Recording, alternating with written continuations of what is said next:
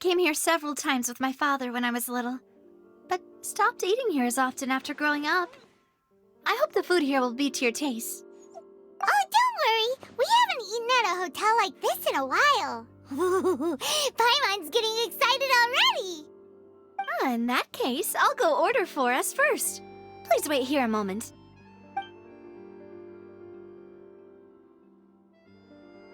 Ooh, everything looks so good. People in Fontaine sure know how to enjoy life.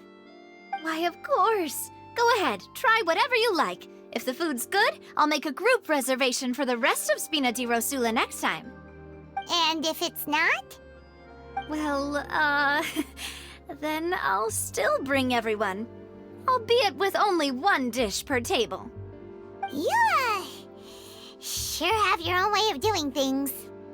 Oh, we called this a farewell meal, but we could also treat it like a victory feast, right? We did just win that case after all. Oh, true. Very true. In that case, boss, we'll have another 2 dishes. Huh? Paimon didn't mean that you had to order even more food.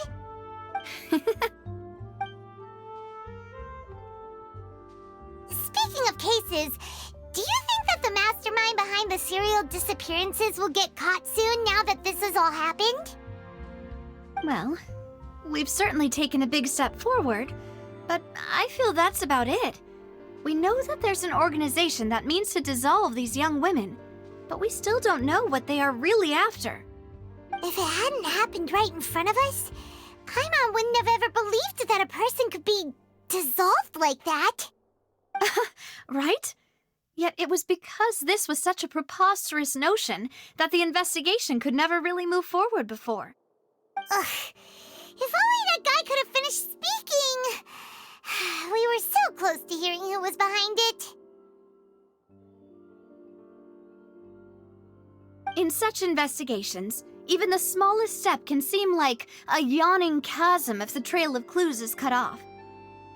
To be honest, I don't have high hopes for any follow-up that the authorities might conduct. It's not that I don't have faith in their ability, it's just that a different perspective is required in some matters. It's easy to guard against and deceive a single narrow perspective. A shift in thinking is required at such times in order to produce a breakthrough. Which is exactly why the Spina Di Russel exists. Those highfalutin folk are not all-knowing. That's why we exist. To seep into the cracks where filth falls through, where their watch fails them. That's the kind of problems we solve. Seems Paimon thought things were simpler than they actually are. It's all right. Well, this was supposed to be a farewell meal, so I doubt you have further interest in this business, right? Let's talk about something else. Like, what are your future plans? That's true. We didn't have a chance to speak to her after the trial ended. It didn't really seem like the right time or place to do it anyway. I see. So, your primary objective, which has been foiled so far, was to have a chat with the Hydro Archon. I've heard that there's a long line of people waiting to meet Lady Farina.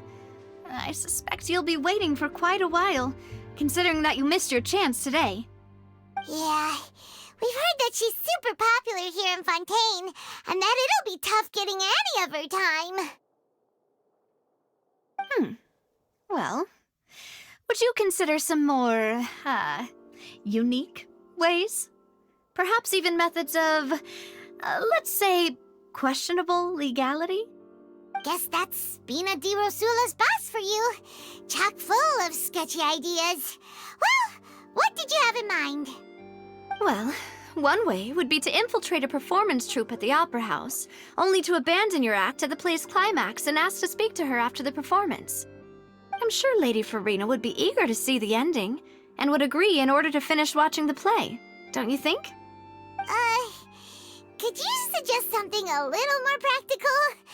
This plan seems pretty hard to pull off. We'd have to go learn how to act, and acting's really hard. All right, here's another. Find a way to conceal yourselves under her bed, Then wake her up in the dead of night and demand answers. Don't let her go back to sleep until she answers all your questions. I can personally testify that this one works. When I'm sleepy, I'll do anything as long as I can finally get some sleep.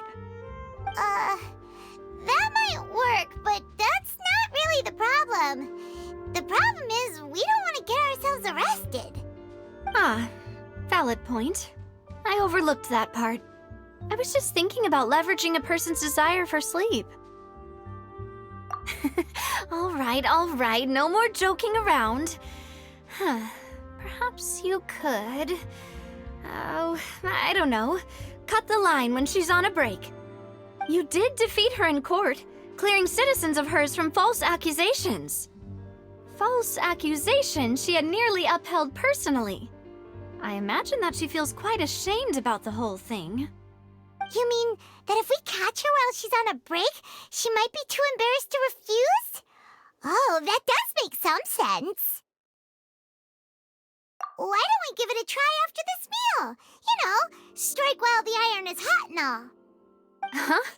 Paimon, did you drink my Fanta? Was this your drink?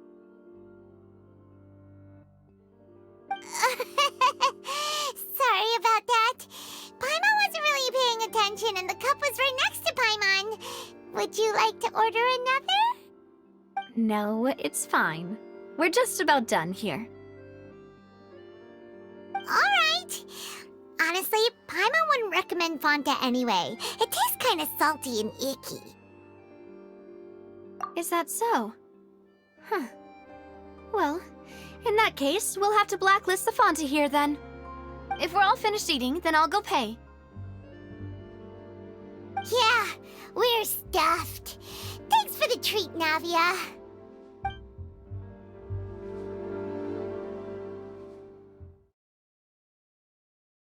So full. Paimon can barely float anymore. Nah, that would be so... normal.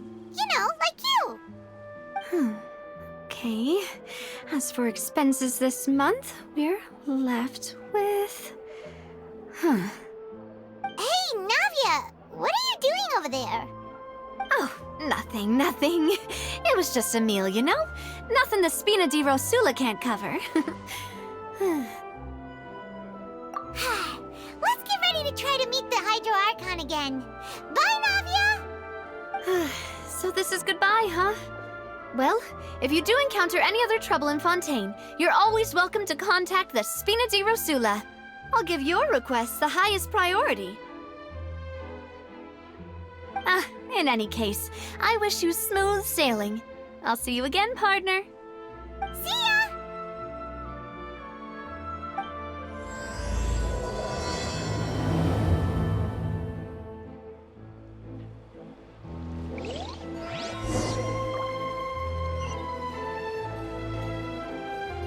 There aren't many people around anymore. Looks like that boat we took to Araneus might have been the last one. Vache. Looks like we're back here again. Huh? Traveler? Are you hearing voices again? Ugh. That's kinda spooky. Are you sure we don't want to come back in the morning? Vache? Vache. Hey, why are you still walking towards it? There might be something nasty in the water. Huh? Hang on. Paimon can kinda hear a voice. It's calling for Vache, right? Hey, Traveler? Stop walking! Come on, wake up!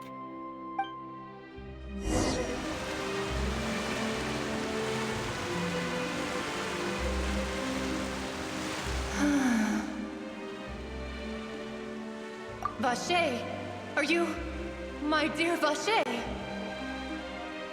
No, wait. You seem to be someone else. Do you know Vache? Do you know where my love is? Wait. Who am I? I'm very sorry. I fear I do not know. My memories feel like they have been washed away like a flood. So many fragments dissolved amidst the tide, never to be recovered. How much have I lost? How many things that I once held dear while on land have I since forgotten? Yes, that is what I was once. But now, I am but the consciousness of one who is lost their form. I do not know how I came to be like this either. I only vaguely remember being covered in light blue water, and then all grew dim. I also remember going to many places. I loved adventure, loved exploring places of peril. No matter where I went, Vacher would go with me. I knew how dearly he loved me, and I also loved him equally as much. But now, we can no longer go back. The pain of such parting, I never knew how heavy it could be. No, our reunion no longer has any meaning. There is no way for us to create any new memories. The thought of me gives him no succor, so let it lie forgotten beneath the waters. If you meet Vacher, tell him not to look for me. Tell him to move on. That is the only thing I still remember. Perhaps that is so, as I was submerged in the waters, losing consciousness. I saw Vacher above the surface. His eyes were filled with such sorrow, such longing. If only I could have comforted him, told him that I did not suffer. Indeed, I had felt a great warmth. Is that what you call it? Dissolving? If anything, I consider it a form of release. It was a state of neither fear nor frenzy, with only an endless peace, like the water's still surface. I could also liken it to being a thirsty person who drinks water for the first time, and only then sees how they have lived for so long in a world of endless want and anxiety. I think I hear your companion. It's time for you to go, I think. Farewell, then. I am glad that you were able to sense my presence. Remember, if you see Vacher, tell him not to seek me out any longer.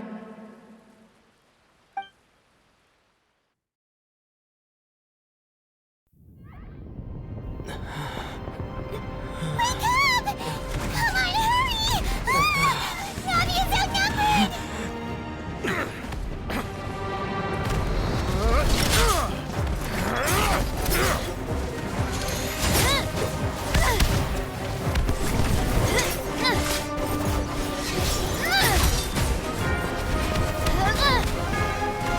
Demoiselle, look out!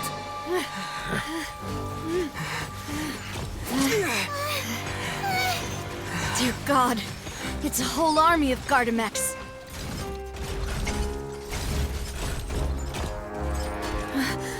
Chlorand?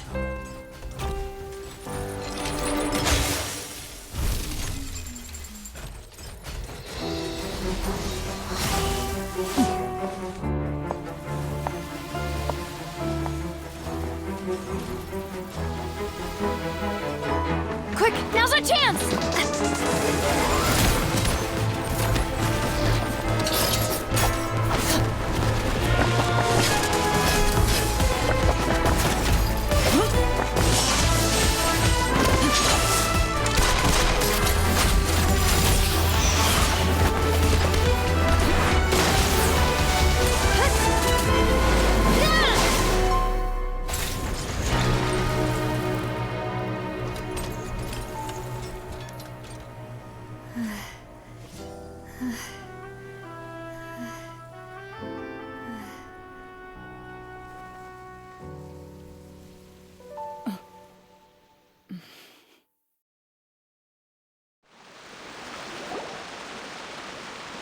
should thank you for lending us your sword there, Clarand. But before I do so, could you explain how you managed to show up here? I followed you. It seemed to me that danger has followed you more closely as of late. I believe that following someone without their knowledge is actually called stalking, is it not? Mr. Callas's last wish was for me to ensure your safety, and I will not betray his trust. He would do the same, were he alive today. Do not speak of my father! Sorry, demoiselle. I was not strong enough. Thank you for your aid, Miss Clarand, but do keep an eye out for your manner of speech. I believe we all wish to avoid unnecessary emotional harm. Sorry, I did not consider your feelings. Whatever. What else do you know? How did you come to the conclusion that I'd be in grave danger? I doubt I know much more than you, but I believe that the mastermind behind the serial disappearances is very powerful. Your performance tonight will almost certainly attract their attention. I'm sure they've known about me. To be honest, I'm shocked it's taken them this long to act against me. And what about these Gardamex? I thought only those associated with the Maison Gardiennage could control them. None of these mecha have serial numbers. I was sure to check a moment ago. They are not the ones used by the authorities to enforce the law. I can only conclude that some powerful or wealthy party must have obtained them via illegal means, deploying them as a private force of sorts. What? Your point being that they're out of Spina Du Russel's league, then? Yes. Be careful, and do not act rashly. I will continue investigating no matter what. We will bring the truth to light. That's my father's true last wish. Regardless, thank you for your help today, Clarand. But if you get any ideas, tell me first. I don't much appreciate being followed. I do not think that they'll strike again anytime soon. So I shall stop following you. Good day, all.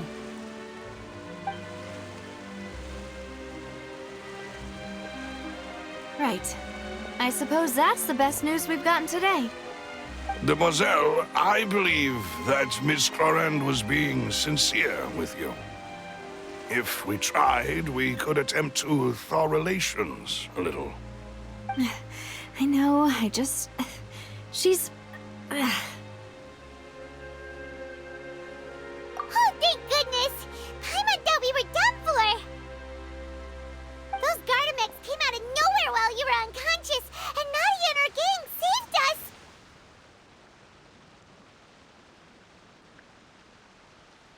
Oh, and there was that champion duelist named Clarand who came out to save us too! We got lucky there. Paimon probably couldn't have fought them off otherwise. Oh, come now. Forget all that polite talk. That wasn't really a farewell meal we had back there. Not for me, anyway. In truth, I hope that every meal we have together shall be a victory feast. As such, we're still partners.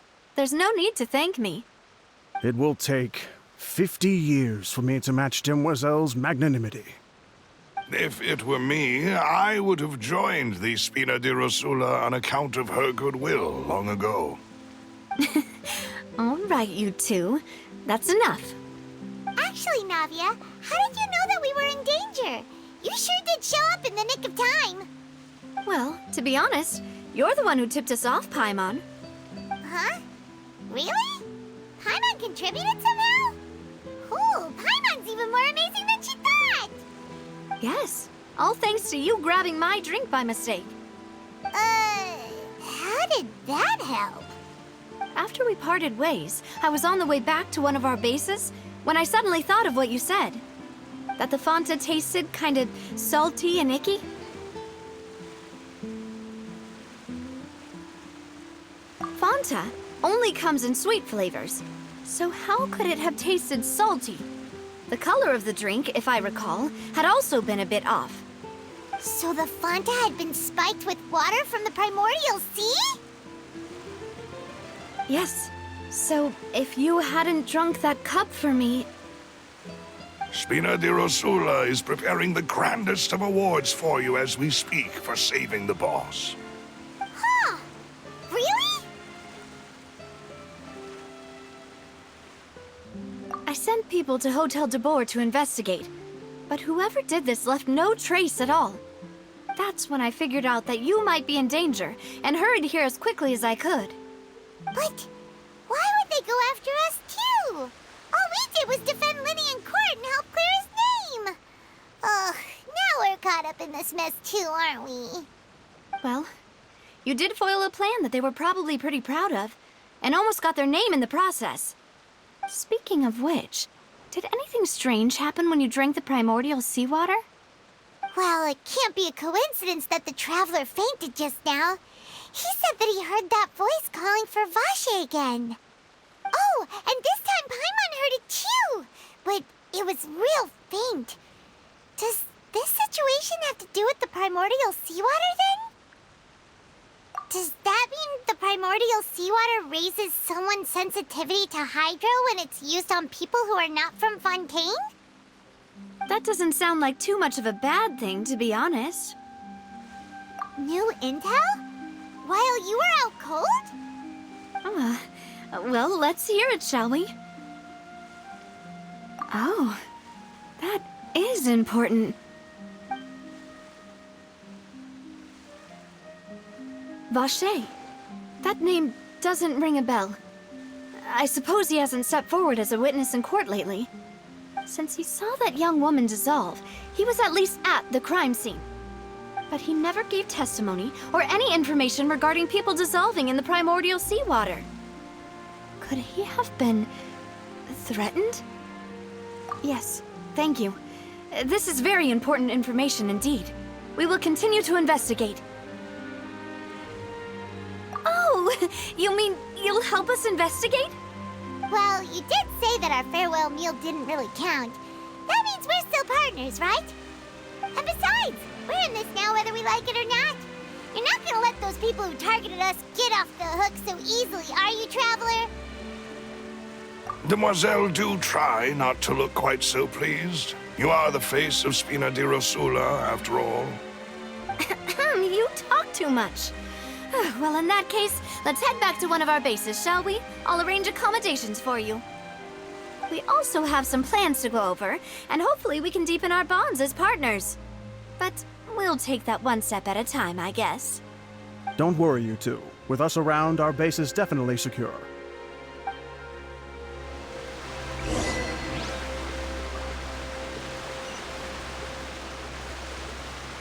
It's right up ahead, but let's make sure we weren't followed first.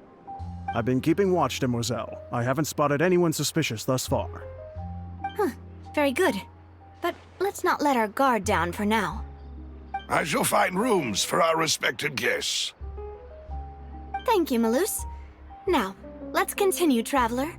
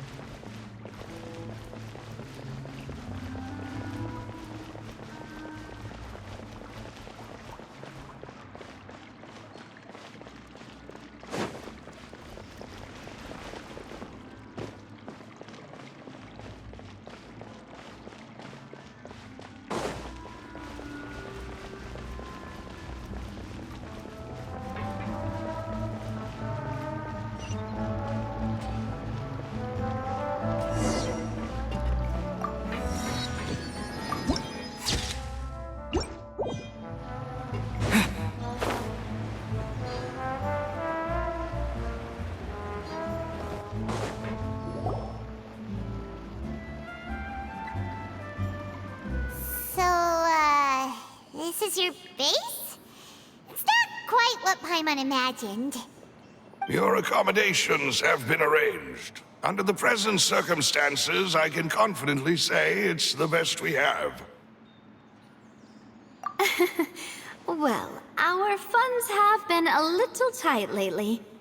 After all, we don't allow illegal or unethical profiteering. In fact, our funds often come from citizenry who support us. Seems like it's tough times for everyone. But if you have the support of the people, that does sound like it's worth it. To be honest, our financial situation was a lot better back when my father was in charge a few years ago. I'm afraid I'm not quite his equal. Your father... He was the previous boss of Spina Du Russel, right? How did he... Demoiselle, if you'll allow me to explain. No. I'll explain it myself. I suppose I couldn't run from this topic forever. And as partners, this is something I hope they can understand. My father's name is Callas.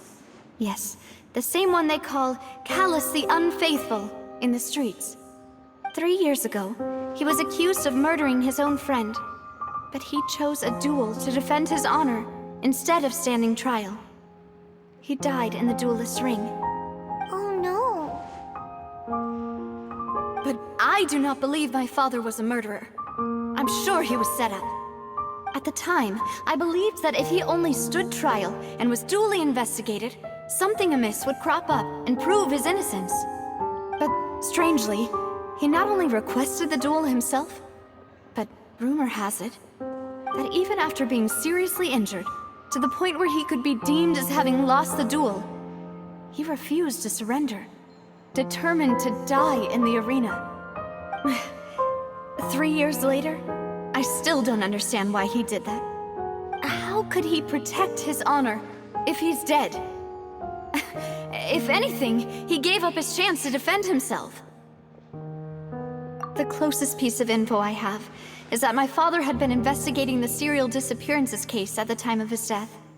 Ah, so that's why you're so determined to get to the bottom of that case. That's right. I've also tried to investigate the murder my father was implicated in, but I haven't found a single new clue in my countless reviews of the investigation records. However, I believe that if the murder case is related to those behind the disappearances, they must know something. I must know what really happened. Was my father coerced? Framed? Even if he really did kill his friend, I must get to the truth. If only he'd been more open with me when he was still alive. He even hid the fact that my mother died due to complications when giving birth to me. And now, here I am investigating his death. You really are a handful, aren't you, Papa?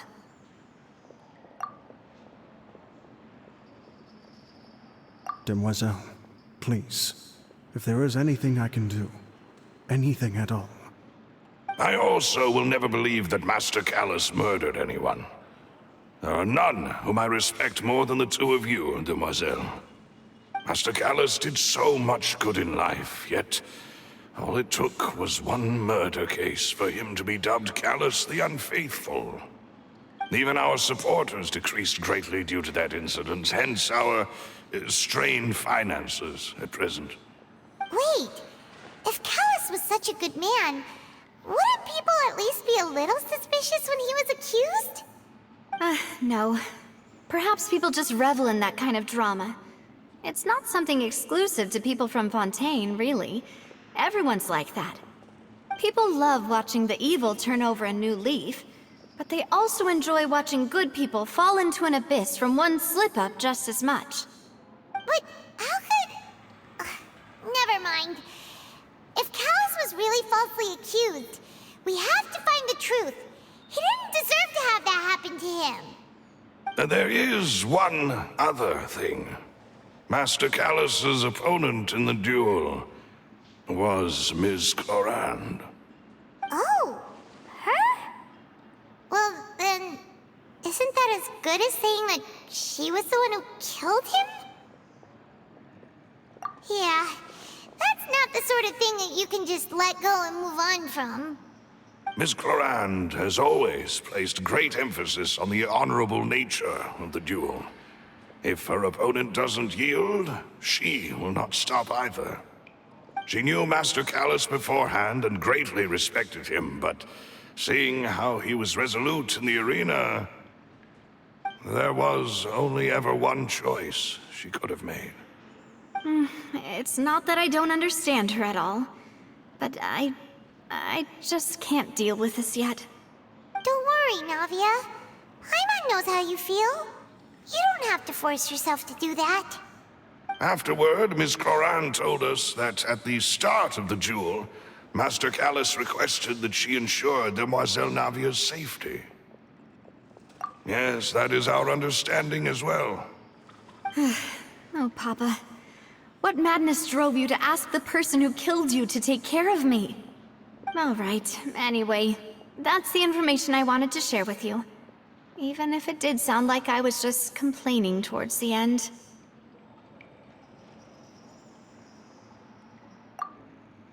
Thanks. You two should go and rest. This was quite a day after all. Yeah, Paimon's beat. Please, relax and get some sleep. We will ensure you rest soundly.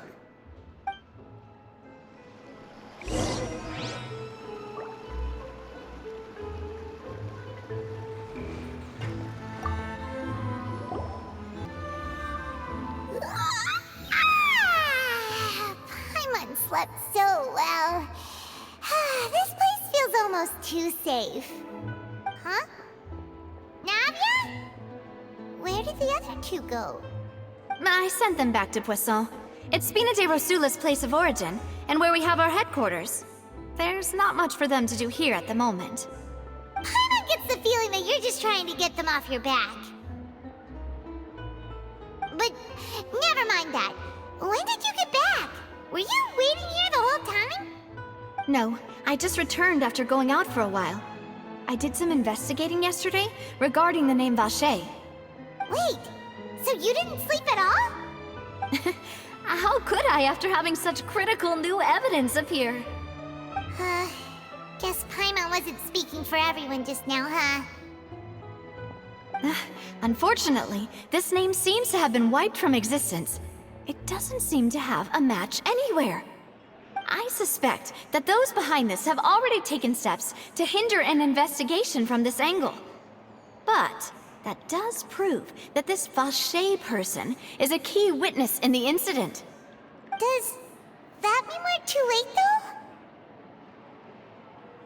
though? No. There is one ray of hope. One place in Fontaine that they would find almost impossible to threaten, no matter how much they wanted to.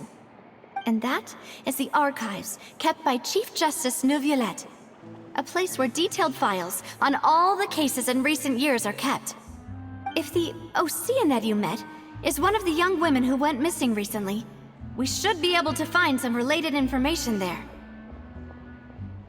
So Neuvillette maintains an archive of case files? Whew. Guess that's the hard-working Chief Justice for you. In that case, let's go talk to him, shall we?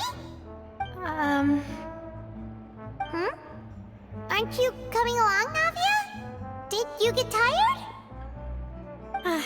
No, it's nothing. Let's go see the Honorable Chief Justice.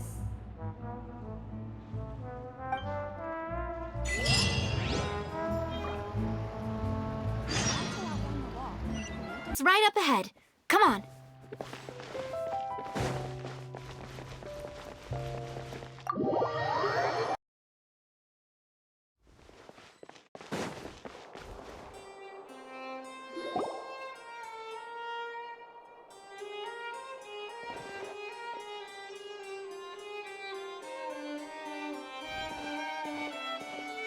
Halt!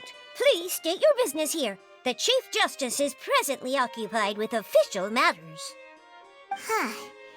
This place does look pretty heavily guarded. Guess that proves that Neuvillette's files are really secure. Hey, don't you recognize us? Huh? Who are you?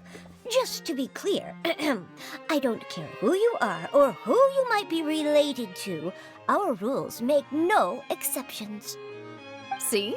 They've got great discipline, too. Yep. Paimon can tell. If you're here just to crack jokes, I can point you towards the exit. Unlike some, we're busy, so please leave if you don't have a reason to be here. No. What I meant to say is, shouldn't you remember us from a few days ago? We were at the trial of the great magician Linny. Oh, yes, I remember. I read about it in the Steambird. You must be Linny's attorneys. It's all coming back to me now. We're here today to report and archive some information on a follow-up case. Huh, is that even a thing? Of course. Don't worry. We're here on official business. You can trust us. All right then, I'll let you through. The Chief Justice is just inside. Thanks so much.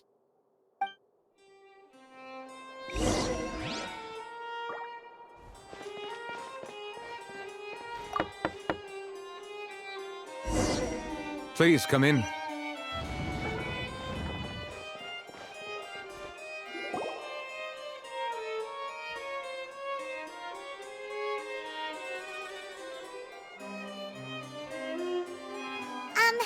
Sorry to barge in, Monsieur Nervalet.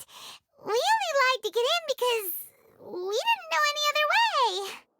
It's all right. Please let me know how I may be of assistance to you. So you're not mad at us? We're looking for a man called Vacher. He may have been an eyewitness in the serial disappearances case. If we can find him, we may be able to unearth some key information on the case. Ah, I see. In that case, please wait here a moment while I browse through the files.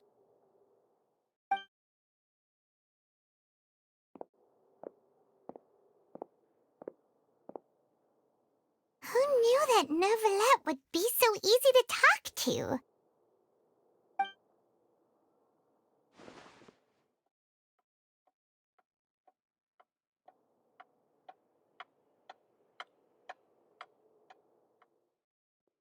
Unfortunately, I'm quite certain that no one by the name of Vacher has been involved in any case, criminal or civil, in the past several years. There are no records of him either in the files or in my memory. Traveler, what if it was really just a dream? Is that so? All right then. Thank you so much, Monsieur Neuvillette. We'll take our leave now.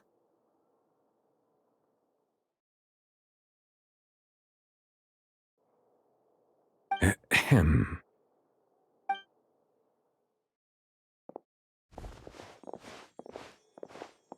Miss Navia, I can understand how you feel. Your father, Callas, was a truly exceptional man. We deeply regret his passing.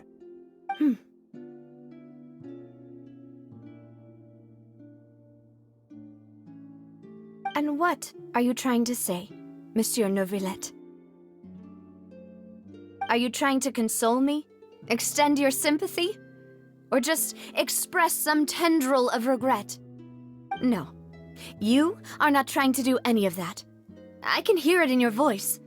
There's no emotion behind your words. You only said those things because you felt like you should.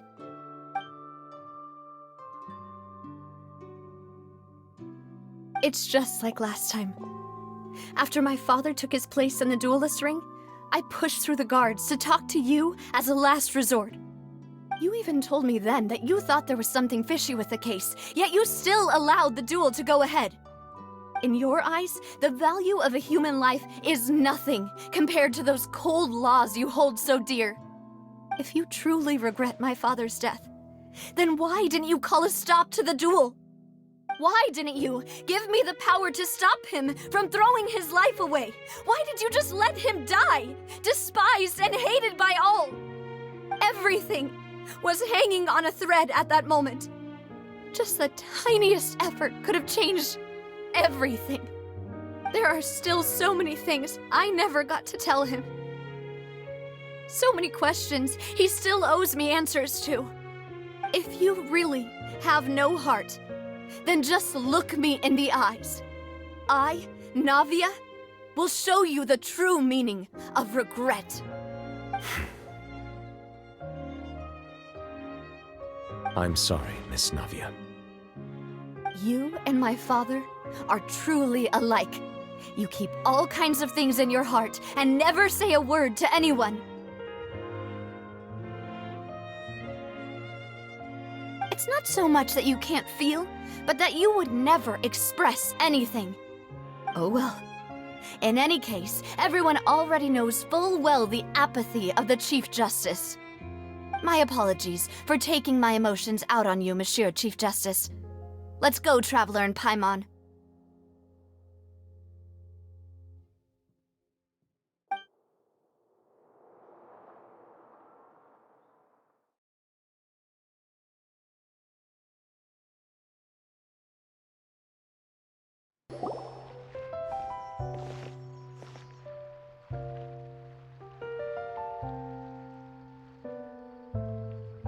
Navia, are you okay? I'm fine. Rain. It's raining. You're right. Wasn't it still sunny when we went into the building? And there shouldn't be any active trials today. How strange. Now that I think of it, on the day my father was convicted of murder, it was also raining. What is it? Did you think of something? Yeah, he was outside. It was uncovered and the rain could fall there. Why? Do you think the rain could have affected the crime scene? That thought has occurred to us before. We've even expanded the search area to try to account for that, but didn't find anything of value. Oh? Wait. You don't mean... So you're saying that the true murderer could have been turned into water and then got washed away with the rain? Yeah, and if that's what had happened, then no one would have believed your dad, even if he explained what he saw to the authorities. I really think I found a true genius for a partner. You're completely right. How did I not connect the dots earlier? All right, let's go to Poisson. With this new lead in mind, we'll get to the bottom of my father's case for sure. Yeah, we're gonna make progress for sure this time. Do you want to go with me now? Or do you want to head over by yourself later? Great. Let's go then.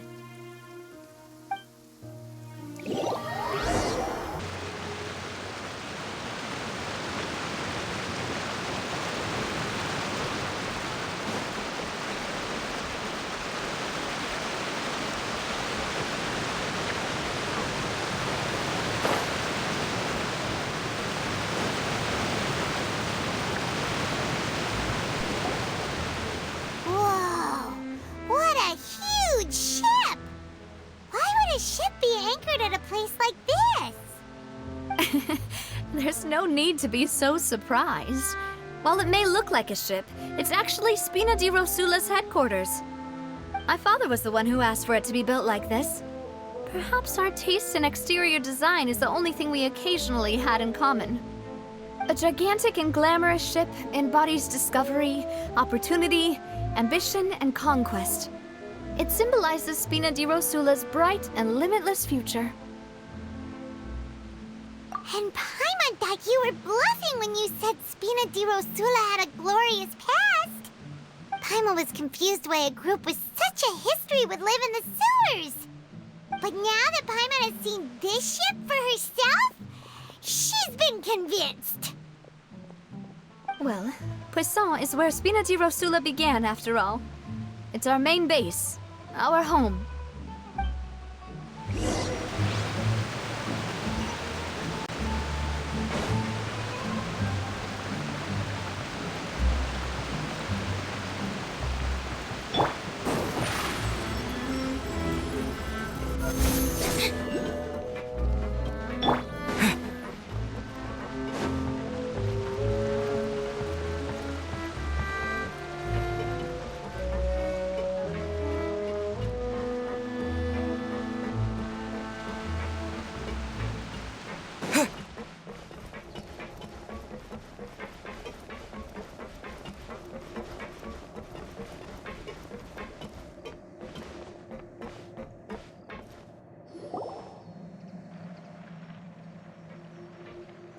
Mellus, we're back! Apologies for the wait, demoiselle, and our most important partners. You said before that you still had some business at the court. What brings you back to Poisson so quickly? About that. It's because my partner here reminded me of something really important. You see, what if my father's case had something to do with water from the Primordial Sea? You still remember, right, Mellus? On that night, it was raining? Yes, the case was quite similar to that of Mr. Linney's. Both were what you'd call impossible murders. Could you tell us a bit more about what happened before? Yeah, of course. Many years ago, something called synth began to gain popularity in Poisson. At a glance, it was a kind of drink that could excite your mood and produce many pleasant hallucinations. Wait! Didn't that guard guy who turned into water also mention that the primordial water could be used to produce some kind of potion? Yes, he did. Considering what we know now, it's almost certain that synth is created using water from the Primordial Sea. If you drink synth for an extended amount of time, you'll suffer many side effects, such as losing the ability to focus or control your emotions. And if you were to stop drinking it completely, you'll experience flashes of paranoia and anxiety while lacking energy to do anything. It's an extremely dangerous substance. As he oversaw Poisson, my father was compelled to put a stop to synth abuse and called for a complete ban of it. Boss's uncompromising attitude incurred the synth vendor's wrath, but no matter how much they threatened or bribed him, he refused to yield. Not only that, Boss became determined to find the mastermind behind the synth operation and put an end to the problem once and for all. Yes, but the enemy was very cunning. So he could never get anything out of the dealers, all of whom only sold the stuff and weren't privy to the rest of the operation. Recognizing that, my father decided to contact the dealers in secret and cultivate personal relationships with them. Finally, he was able to convince someone to become his informant. The man's name was Jacques. He felt greatly ashamed about his work after seeing many families destroyed by synth abuse. That night, my father hosted a banquet at his countryside estate. He planned to meet up and exchange information with Jacques over some food. But then, we heard 2 gunshots from the courtyard. We raced to the scene and found my father, still holding a gun, and Jacques, who was already dead on the ground. Huh? How did that happen? Aren't they on the same side? Sounds just like Lenny's case, doesn't it? In both cases, the culprit seemed obvious, but neither appeared to have any motive at all. Looking back on it, though, I now believe the most important clue was something we all overlooked at the time. There were pieces of clothing left at the scene. Precisely. It's all thanks to you that I made the connection now. Back then, we all just thought they were some costumes that Jacques used to disguise himself at the banquet. But, considering it now, it's almost certain that they belong to a third person at the scene. With one extra person, we'll also need to reconsider why the 2 shots were fired. You're right. We still don't know what happened. But my intuition tells me that we're on the right track to figuring it all out. I'm finally headed towards the truth. Jacques was an empathetic man who was infinitely remorseful for his past actions. It's unlikely that he turned on Boss with 0 warning. I think this third person is probably the key to the full truth. On that note, however, even though this will not please you, demoiselle, as your and your father's butler, I must still offer a word of warning. Our opponent is insidious and cruel. They are extremely difficult to deal with, and Boss has already lost his life trying to bring them to justice.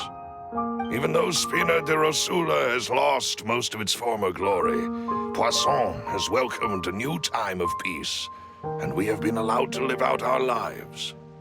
There is no need to follow your father's path. It would be both wise and in line with Boss's wishes to step back and give up on the case. If that's indeed what he wished for, then he should have told me that himself. Was I not the closest person to him? And yet, I was the one most kept in the dark. What was the point of him dying without sharing any of the secrets he knew? Did he manage to protect anything in the end? Synth is still here. Callas the Unfaithful is still his epithet. And Spina Du Russel is barely getting by. Nothing has changed. Did he think I'd just accept his meaningless death and live out my life just as meaninglessly? I've never accepted that. Ever. Not since that day, and certainly not now. I want to find out the real answer for everyone's sake.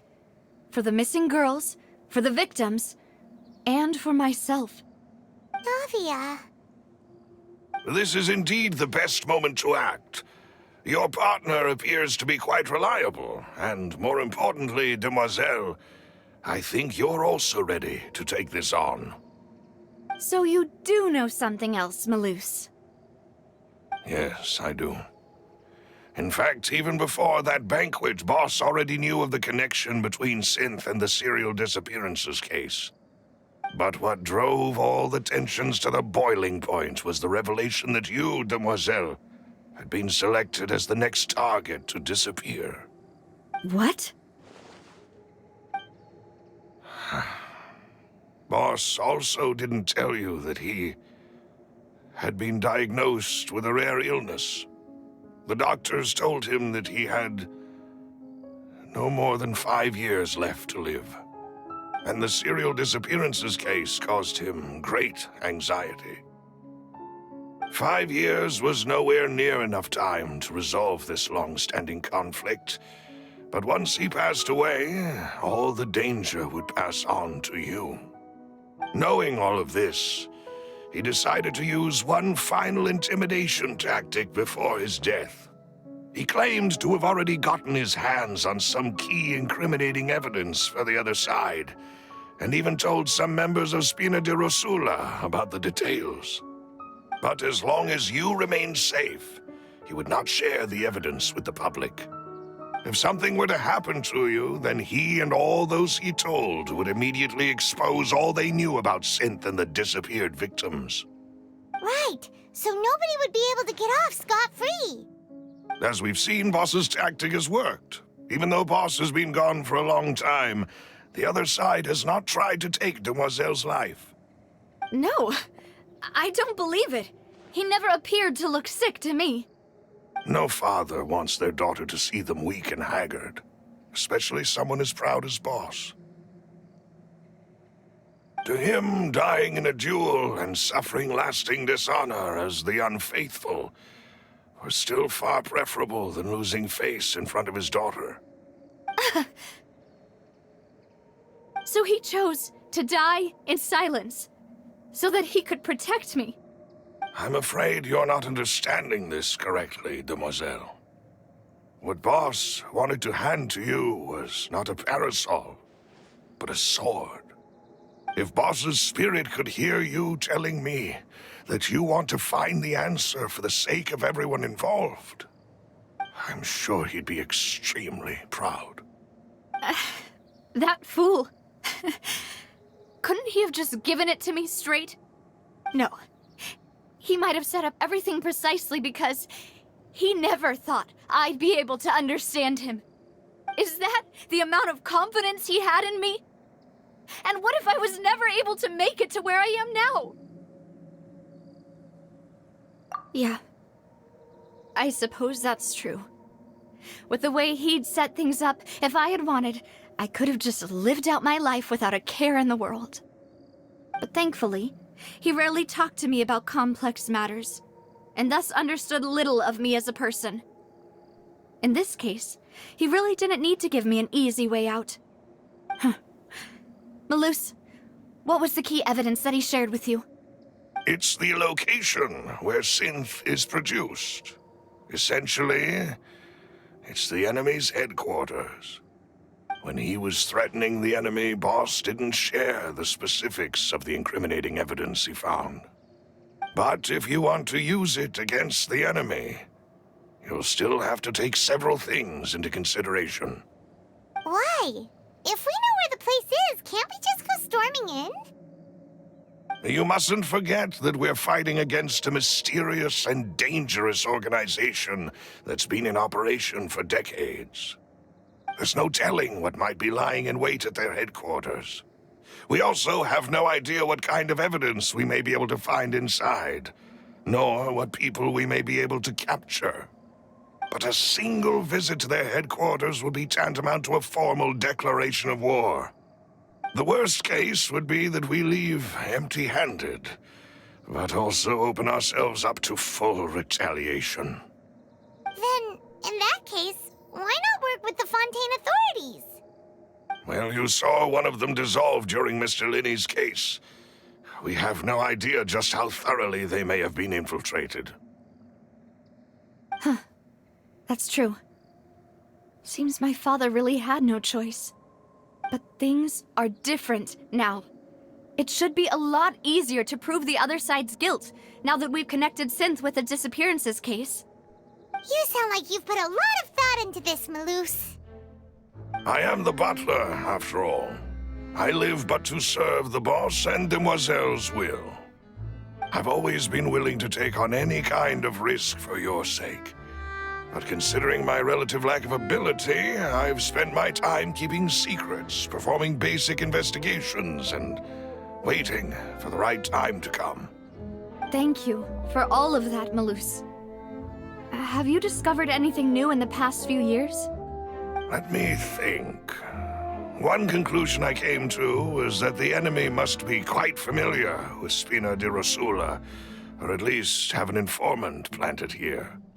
When I announced orders to the organization's members on Demoiselle's behalf, I used to deliberately keep a few people in the dark and observe the reactions of the synth vendors. If the vendors didn't change their plans, then the individuals informed of our orders must be innocent. If the vendors packed up and fled, however, then someone must have given them the news. After several rounds of testing and investigative tracing, I've narrowed the suspect list down to 3 people. The first is Florent, Spina Du Russel's senior advisor. Huh? Florent? Yes, surprising, isn't it? He was one of the people Boss trusted the most, which also means that he was someone who understood Boss really well. Thanks to his position within Boss's innermost circle, he always knew our upcoming plans and could thus avoid capture this whole time. There's someone else like him too. Marcel, the head of Confrérie of Cabrières. Uncle Marcel. It's a guild in Poisson. Boss helped it to grow to its current size and prominence. In the beginning, they were only reselling some daily goods, but now they're one of the richest guilds around, with a lot of business connections in the city.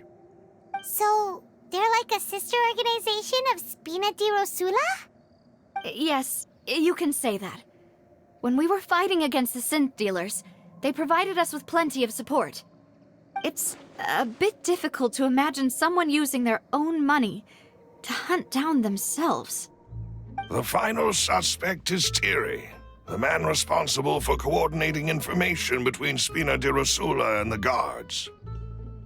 Although the guards mostly leave us to our own devices, there are still many activities we have to report to the local authorities.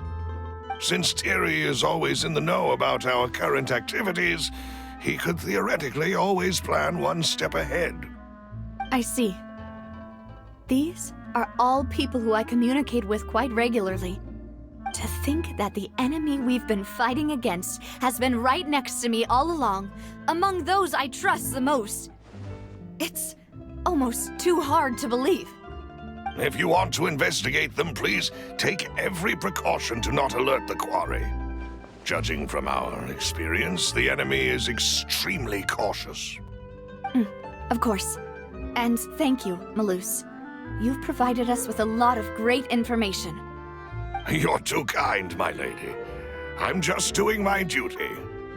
And before I forget, proving Boss's innocence would also mean clearing him of blame in Jacques' death. After that incident, Jacques' wife and daughter were taken into the Spina's care. They still live in Poisson today. If it might help, you could also pay them a visit. I can make the necessary arrangements. Oh, thank you so much, Mellus. You really are the best. A new case awaits, my dear partner.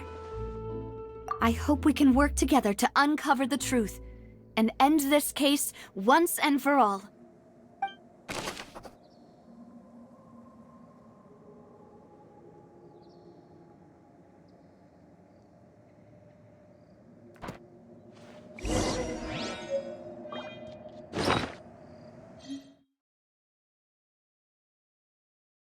Who would have imagined that people could really turn into water?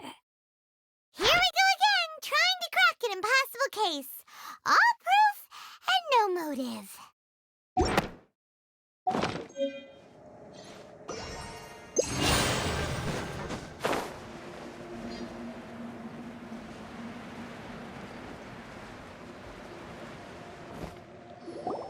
It is settled, then. Please excuse me, and enjoy your conversation at your leisure. Thank you for arranging everything for us, Mellus. Excuse me, miss. Do you need anything from us? Oh, Hey, Navia's all quiet. This isn't like her at all. I'm sorry that I only came to visit after all this time. After what happened, I didn't know how I was supposed to face the two of you. Ah, if it's about that, there's no need to apologize. After my husband died, Spina Du Russel sent us a lot of mora and support. I understood your guilt and apology to be genuine. But aren't all of those things nothing compared to the loss of Jacques? I can understand the kind of pain that comes with losing a father so needlessly. You don't understand at all. I didn't know how to face you, because I didn't know what I could possibly bring as a consolation gift. I know only the full truth could bring closure to you, and to all of us. I'm sorry. I appreciate the sentiment, but you don't have to carry all that guilt. On the matter regarding my husband, my daughter and I have more or less found our answer already. Would you mind sharing it with me? I really can't believe that my father could ever bring himself to shoot Jacques. I always knew that my husband's money was earned through others' suffering. He told me countless times that if he could turn back the clock, he would never go into the synth business again. He had many regrets, and felt that he took the idea of providing for his family too literally. For the longest time, he thought mora was everything. So when Mr. Callas came to him with a proposal, he accepted it almost immediately. He tried to be as careful as he could, but even so, he was still found out by the higher-ups. They found out about his betrayal? Papa didn't say that exactly, but Papa did tell me that I should never be ungrateful. Before he left that day, he told me that he had no choice. It was only later that I realized it was his final farewell to the two of us.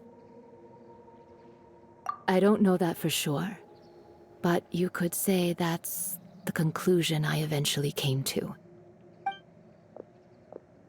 Which is why I'm the one who should feel guilty. Callas had always taken great care of us, both when he was still alive and after he passed away. Even if he fired the shot that killed my husband, it was likely in self-defense. It is impossible for me to hate him for what he had done. But Mama, why is Papa still the bad guy if he did the right thing? Papa always wanted to be a good man, so why did he have to do a bad thing in the end? Well, things aren't always as they seem. You still feel like your papa was a good man, right? Yeah, Papa was a really good man. The best in the whole world. Then you should hold on to that. If a good man had to do a bad thing, then he must have had his reasons. Regardless of whether he left you a parasol or a sword. He must have done so to give you a better life. Oh. Thank you for everything you've told me. I will definitely find the truth. The current state of things is not something I'm willing to just sit back and accept. Thank you. I'm very grateful to hear this from you. Even though your personality is quite different from your father's, your determination when you speak is really similar. You really think so? That's the first time anyone said that to me.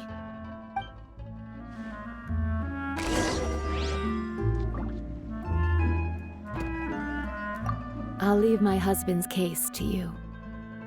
Thank you, Miss Spina, and Miss Spina's friend. Are you okay, Navia? I'm fine. Don't worry. Let's investigate the 3 suspects next. Florent should be nearby, and we should be able to find Thierry and Uncle Marcel in the city. I'll get myself together on the way, so please don't worry.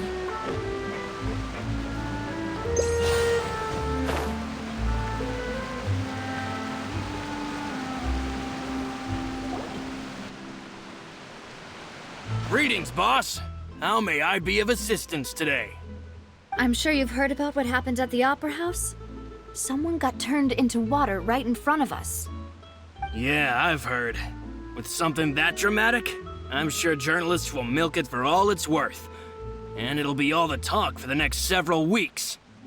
It also reminded me, on the day that the incident happened with my father, it was raining outside, and we found some clothes left at the scene.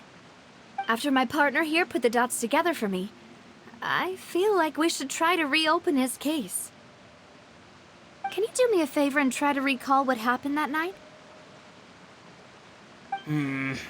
Let me think. Mr. Callas was feeling pretty upbeat that day. So he was drinking and bantering away with us at the table. After that, he told us that he wanted to go get some fresh air. So we let him go without thinking much of it. Who knew that we would hear 2 gunshots ring out right after? My first reaction was that Mr. Callas's life was in danger. So I grabbed my holster and made a mad dash toward the scene. But when I got there, it was already too late. Mr. Callas was standing over a dead body with a gun in his hands. All we could do was look back and forth at each other, not knowing what to say. So you also remember 2 gunshots then? Indeed. The guard said that the first shot didn't hit anyone, while the second killed Jacques. But I've never really bought that explanation. Reason being, Mr. Callas had left his gun on the table. I even made sure to confirm that before running to the scene. But according to the guards, that doesn't mean he couldn't have had other guns on his person. About the clothes left at the scene that you mentioned, do you think there was a 3rd person there who was turned into water? At least from our perspective, my father had no reason to kill. So he would also have no reason to bring an extra gun with him. The gun he was holding probably belonged to Jacques, or a 3rd person on the scene. Yeah, that makes a lot of sense. So you're saying Mr. Callas ended up with the gun because he seized it from one of the other guys? But hold on. If that's what had happened, then why didn't he share the truth with any of us? He didn't even want to face the Oratrice machine, and chose instead to prove his honor in a duel. Did he lose all faith in the courts after seeing someone dissolve right in front of his eyes? About that, Mellus told me a thing or two. So, I think I can understand why he committed to the duel. I'll tell you everything once the whole truth has been revealed. I understand. Then I'll leave Mr. Callas's honor in your hands, boss. And if I may just say one more thing. The whole Callas the Unfaithful epithet has been a thorn in my side since the day it was invented.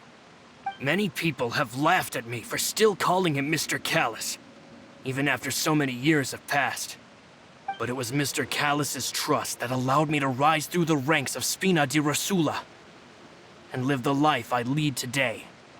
No matter what others might say, he'll always be the man I respect the most. And he'll always be my boss. Don't worry. I will definitely find the truth. You and all our other comrades at the Spina deserve to know the truth as well.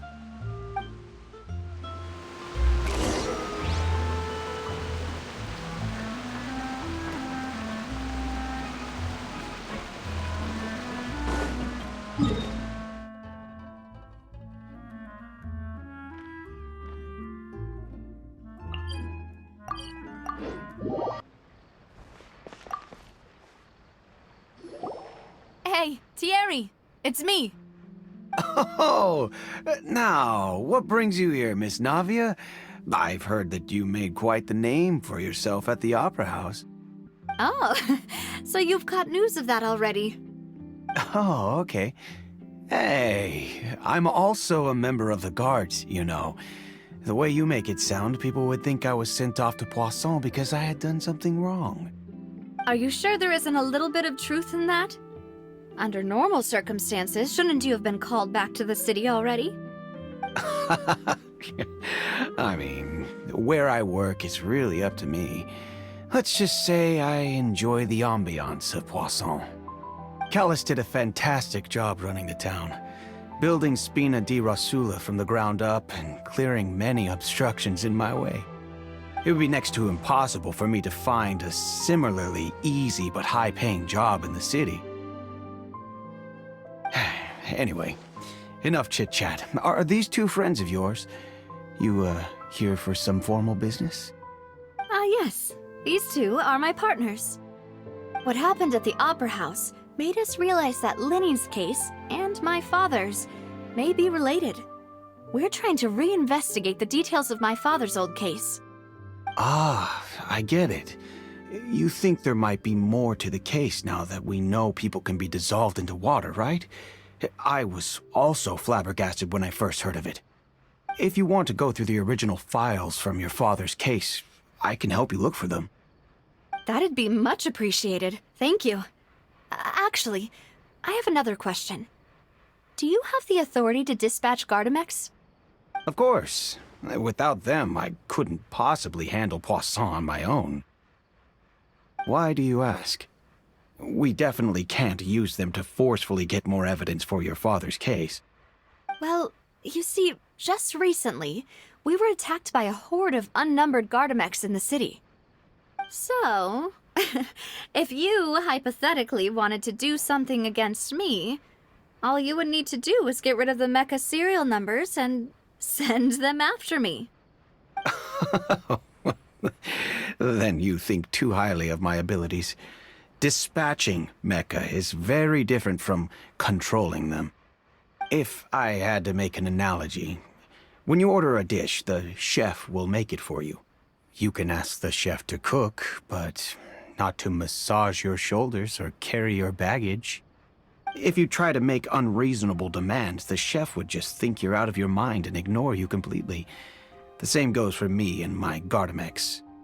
Removing a serial number is also not as easy as you might think. There are a lot of complex steps to it, and it's almost impossible to keep it a secret. So I can promise you, those mecha were definitely private units. They're certainly not cheap. So, whoever their owner is must be super rich, powerful, or both. Now that you mention it, though, being in the synth business would definitely be profitable enough to afford this. Oh, then you're officially in the clear, Thierry. Oh, well, thank you for the vote of confidence, Navia. Jokes aside, I'd like to wish you all the best with your investigation. I'll be staying in the city for a little while, so just come find me if you need any support from the guards.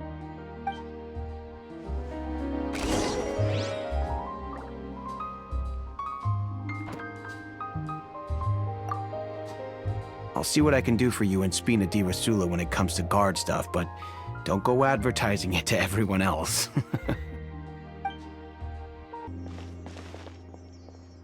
Hello. How may I help you?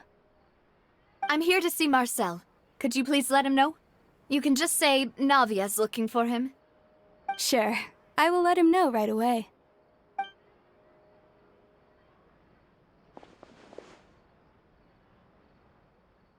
Navia, hello. Sorry to keep you waiting. I'm not as young as I used to be, so my legs are giving out a bit. Oh, it's all right, Uncle Marcel. There's no need to stress. I just wanted to talk to you briefly about what happened in the Opera House. I'm sure you saw everything too, right? Yes, I've never seen anything so strange. Oh, you were at the Opera House too? That's right. I went there with Navia to see the magic show. Who knew it would turn into a whole murder mystery? I also witnessed your marvelous sleuthing work. Quite impressive. To beat the Hydro Archon at her own game on her own turf, I can already imagine everyone in Fontaine discussing your exploits over a few glasses of wine. Oh, Paimon doesn't want to become the talk of drunkards. Apologies. It's just how Fontaine is as a nation. Everyone loves drama and theatrics. Uncle Marcel, you've also noticed that other thing, right? The fact that humans can dissolve in water?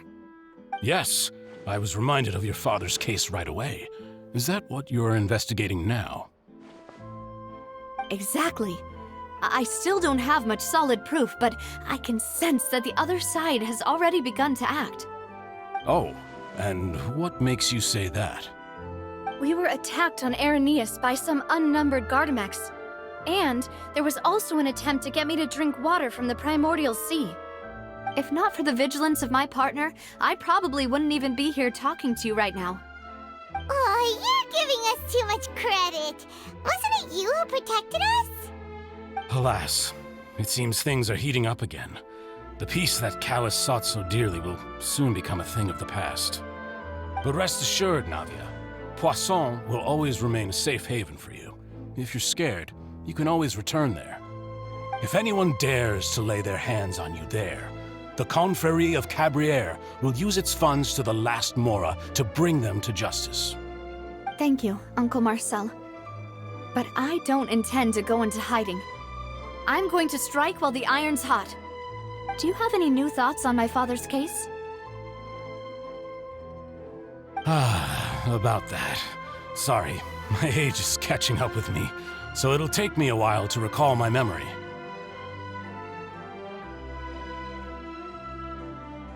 The Confrérie was responsible for that banquet, so I was out and about the whole time making sure things were running smoothly.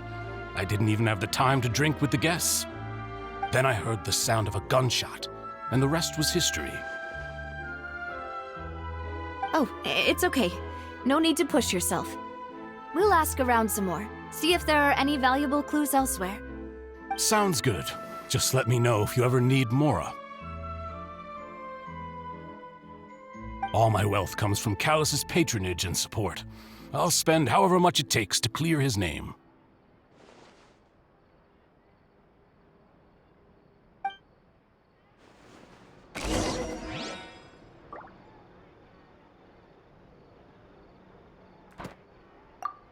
Alas, why do these kinds of things happen to the kindest people?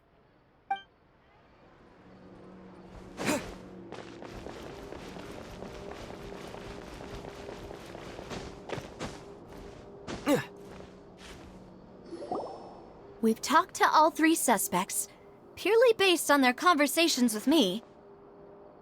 None of them sounded particularly suspicious. I suppose that's to be expected, though. If a single conversation's all that's needed to find them out, then my father wouldn't have needed to investigate the case for so many years. Anyway, even though we didn't make a breakthrough, let's still compile what we were able to find. But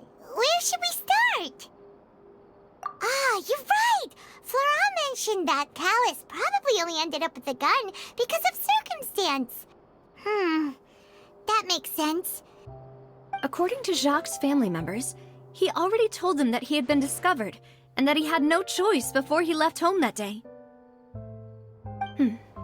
If I had to guess, he probably received an order from the synth boss to kill my father. Had he refused, he and his family's lives would have been forfeit.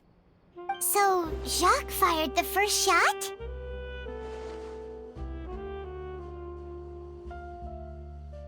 Oh? And why is that?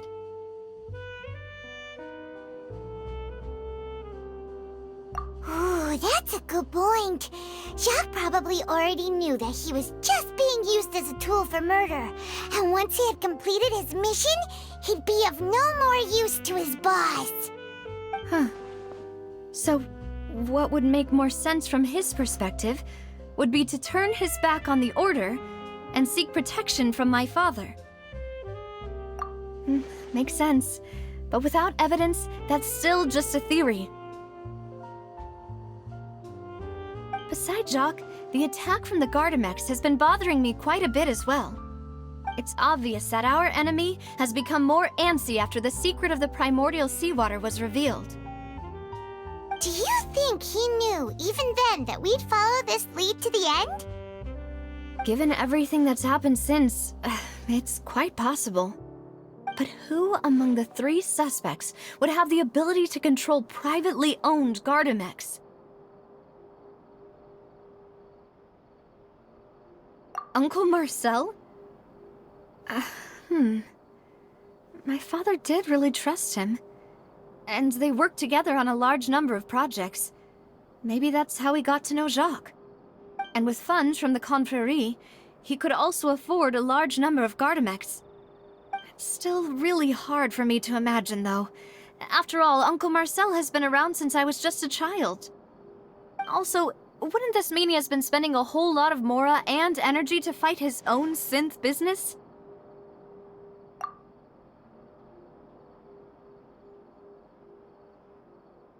Thierry, you say? It is possible that he's figured out a way to convert the Gardamex for personal use. But I didn't feel like he was lying when he was talking to us about the mecha. I also don't think he'd be able to keep that kind of tampering under wraps. Yeah, had he actually tampered with the mecha, we'd be able to prove it with a simple check of the guard's inventory. If the mecha were taken from the guards, it should be pretty easy to find out when and how that happened. Florent? It is true that he was closest to my father, and thus had the best chance of learning about his dealings with Jacques. But as Spina Du Russel's advisor, his work mostly deals with personnel and security, so he shouldn't have much means when it comes to finances. So you're saying he's too broke to afford a mecha army?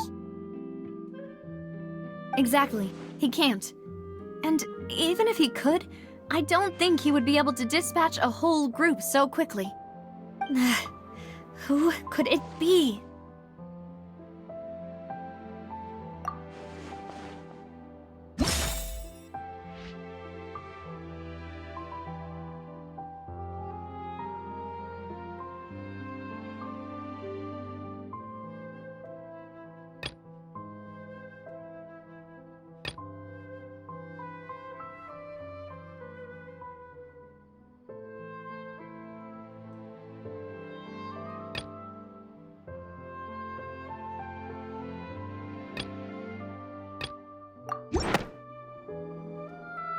You know, if you think everything through, Uncle Marcel is indeed the most suspicious of them all. Could we be missing other suspects? Mellus didn't know about the people turning into water thing when he narrowed it down to these 3, did he? Mellus has always been very reliable, and his judgment of others' trustworthiness has been fair and well considered. When he laid out his case for the 3, the rationale he gave me made a lot of sense as well. The suspect is knowledgeable about the Spina's internal affairs, has the means to dispatch Mecha to assassinate us, and possesses significant intellect and foresight. Even if I don't want to believe it, I'm starting to see how things could all tie back to Uncle Marcel. Well, we still have another trump card on top of all the theorizing and speculating. Yes, Mellus did say that charging straight in there would be extremely risky. But we don't have any other options right now. We need far more solid proof before we can hope to go charging in on our enemy. Navia, here you are. Oh, I've been looking for you. Huh? Aren't you the guy from the guards? Did something happen? Yeah.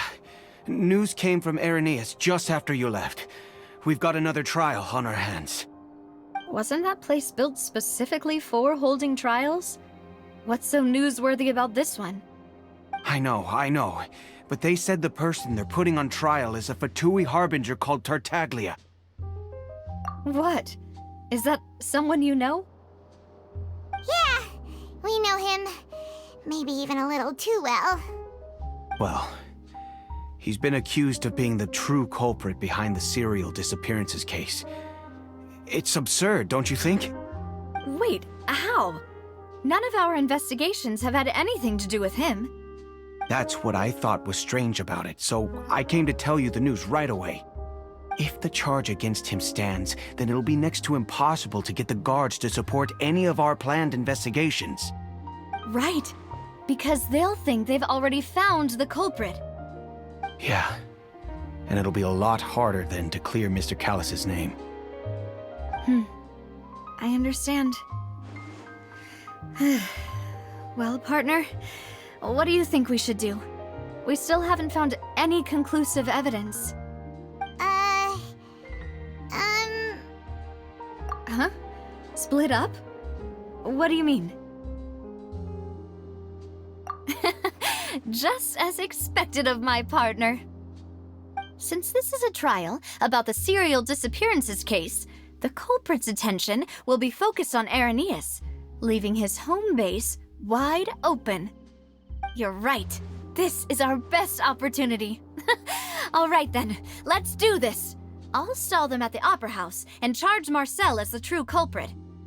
I won't have any chance of making that charge stick, though, unless we find more evidence. It'll be up to you to make it back in time and hand the decisive evidence to me. We'll help you, just like you helped us in Linny's trial. Demoiselle, please allow us to accompany you. I'm ready. Ah, Mellus, Silver. When did you two get here? We heard that you'll be leaving Poisson and figured that you might require our assistance. It's our hope that your confidence will be bolstered with the two of us by your side. Thank you so much. Then, let's make haste for Irenaeus. Paimon, Traveler, I'll see you at the Opera House. See you then!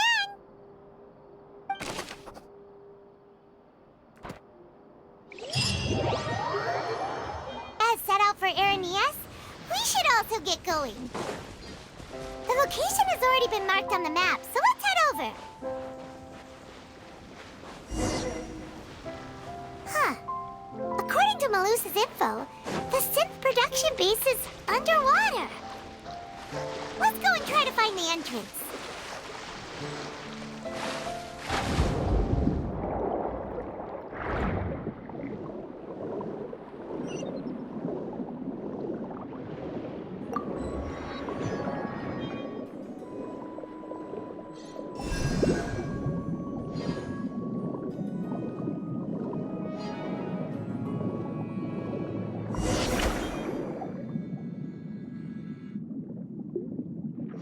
Finally found it! Huh. So this is the entrance that leads to the synth production base. It sure doesn't seem out of the ordinary at all. Ah, you're right. An important place like this is bound to have a ton of protective measures and mechanisms. Navia's probably arguing up a storm right now to stall for us.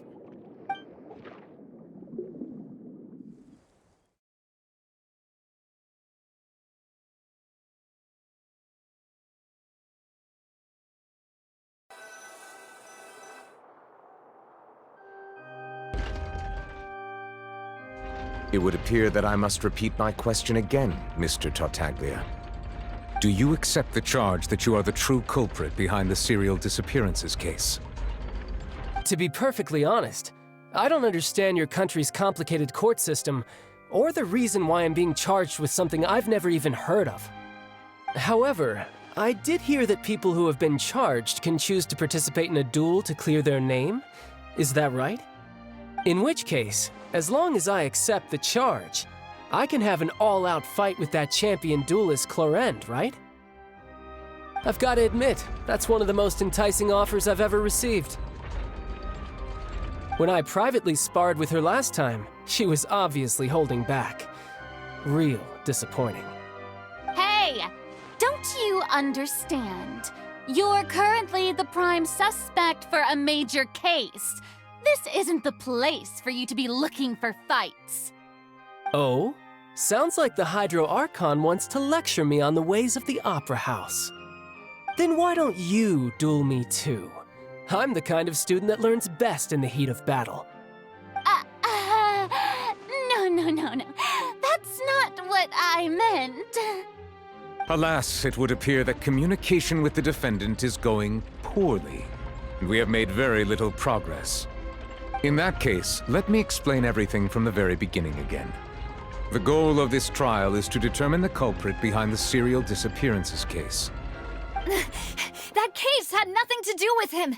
You've got the wrong man. Huh? What's going on? Why is she interjecting again? I told you it couldn't be one of the Fatui Harbingers. Miss Navia, this is the second time you've interrupted the court proceedings. I only tolerated your behavior last time because you were able to provide the court with a key eyewitness. But that was an exception rather than standard court protocol. I can very well charge you with contempt of court for your interjections. Oh, please. Did you ever think I had any respect for this place's pointless theatrics? We can put that discussion aside for now. I'm not here to argue with you. I'm here to charge the true culprit behind the serial disappearances case. And if my charges prove true, then Tartaglia here will be proven innocent by default, correct? Oh, a young lady has charged in and offered to clear my name. How fascinating. Well, I'd gotten half bored to death by all these rules and procedures anyway, so I'll take you up on that offer. So, Your Honor, is there nothing else for me to do now? You may take a seat for now in the audience, but that doesn't mean the suspicions against you have been lifted. Now then, Miss Navia, who is the person you would like to charge instead? That person is...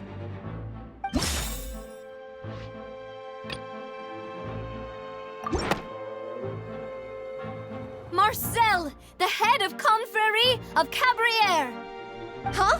What confrérie? Never heard of them in my life. I've heard of them, but weren't they Spina Di Russela's sister organization? Oh, is this going to be a friends to enemies type situation? Please let me remind you, Miss Navia, that charging someone is an incredibly serious matter. Committing to the charge also means taking on the legal responsibilities associated with it. And if the charge fails, depending on the circumstances, you may also be charged with the crime of making a false accusation. Knowing this, do you still wish to charge this man? Yes, I do. In that case, I declare the charge to be valid. Miss Navia and attorneys, please take your places on the court. Members of the guards, please contact Mr. Marcel right away so that he may stand trial.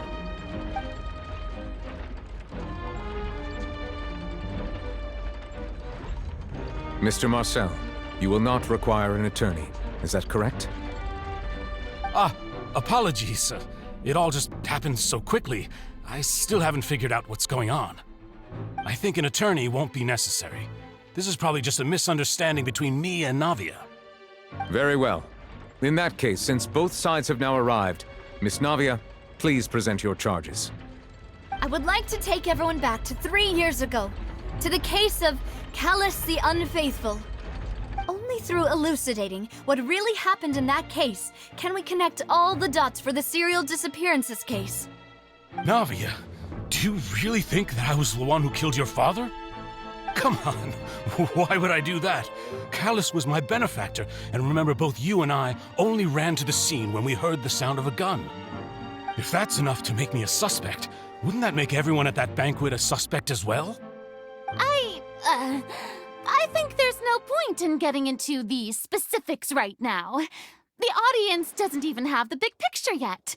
Even I'm struggling to remember some details of that case. Exactly correct, Your Honor. I must refresh everyone's memory about that case before I can explain my charge and reasoning. I see. In which case, I will recount the findings about that case as originally recorded by Maison Gardiennage.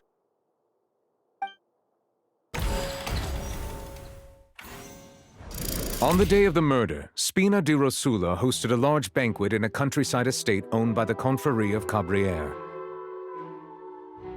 During the banquet, all attending guests heard 2 gunshots from the courtyard. When the guests arrived at the scene, they found the primary suspect, Callas, holding a gun, while his acquaintance, Jacques, lay dead from a gunshot wound. The guards' investigation did not recover any other firearms from the scene. As a result, they concluded that the suspect's first shot must have missed, while the second must have taken Jacques' life. The suspect did not dispute this conclusion, and also declined to defend himself in court. Instead, he chose to prove his innocence through a duel. Callas was defeated by champion duelist Clarand in the ensuing duel, and soon succumbed to the injuries.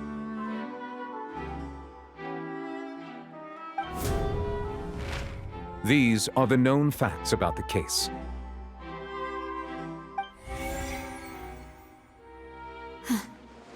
The one with the motive to kill was Jacques, not my father. And even so, Jacques still had no reason to pull the trigger.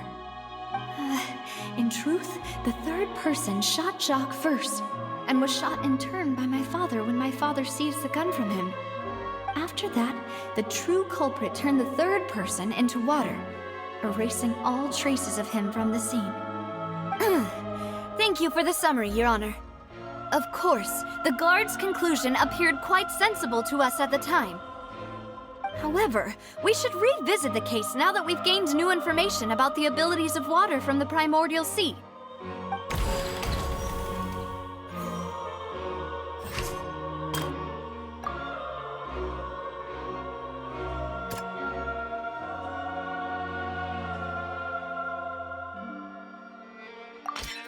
This assassin first shot Jacques, then turned to shoot Callas, only for Callas to wrestle the gun from him and kill him instead.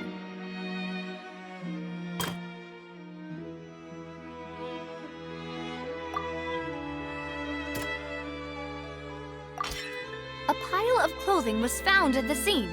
The guards once believed they were used by Jacques as a costume to disguise himself. But now, it is clear that the clothes were proof that there was a third person at the scene, and that they were turned into water after committing the murder. Since it was raining that day, the culprit was confident that they could use the rain to wash away all traces of their dissolved accomplice.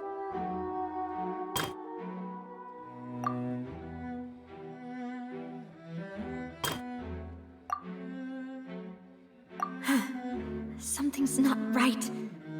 Let me think for a little while longer.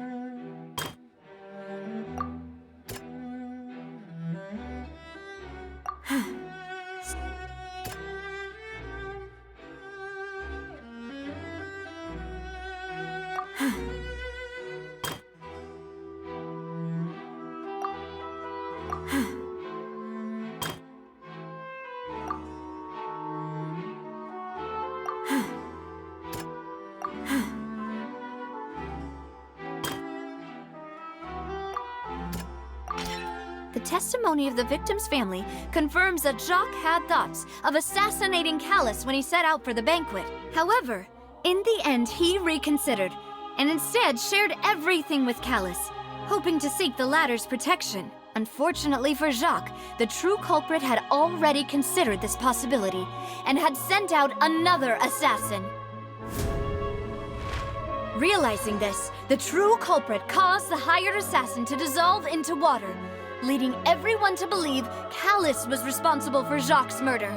This is the true version of events.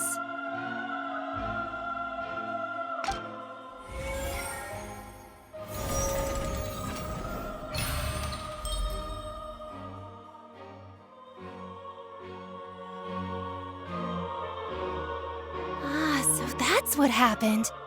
Wait, you're telling me something as dangerous as water from the Primordial Sea has been used for all these years? What a great theory. It also explains Callas's and Jacques' respective motives. I guess they didn't shoot each other after all. Mr. Marcel, you are the one being charged with the crime. You should provide a rebuttal if you wish to prove your innocence. Ah, but I think I agree with everything Navia just said. In fact, there was nothing in her speech that directly implicated me. Then, may I ask some questions? In my opinion, we primarily need to determine two things.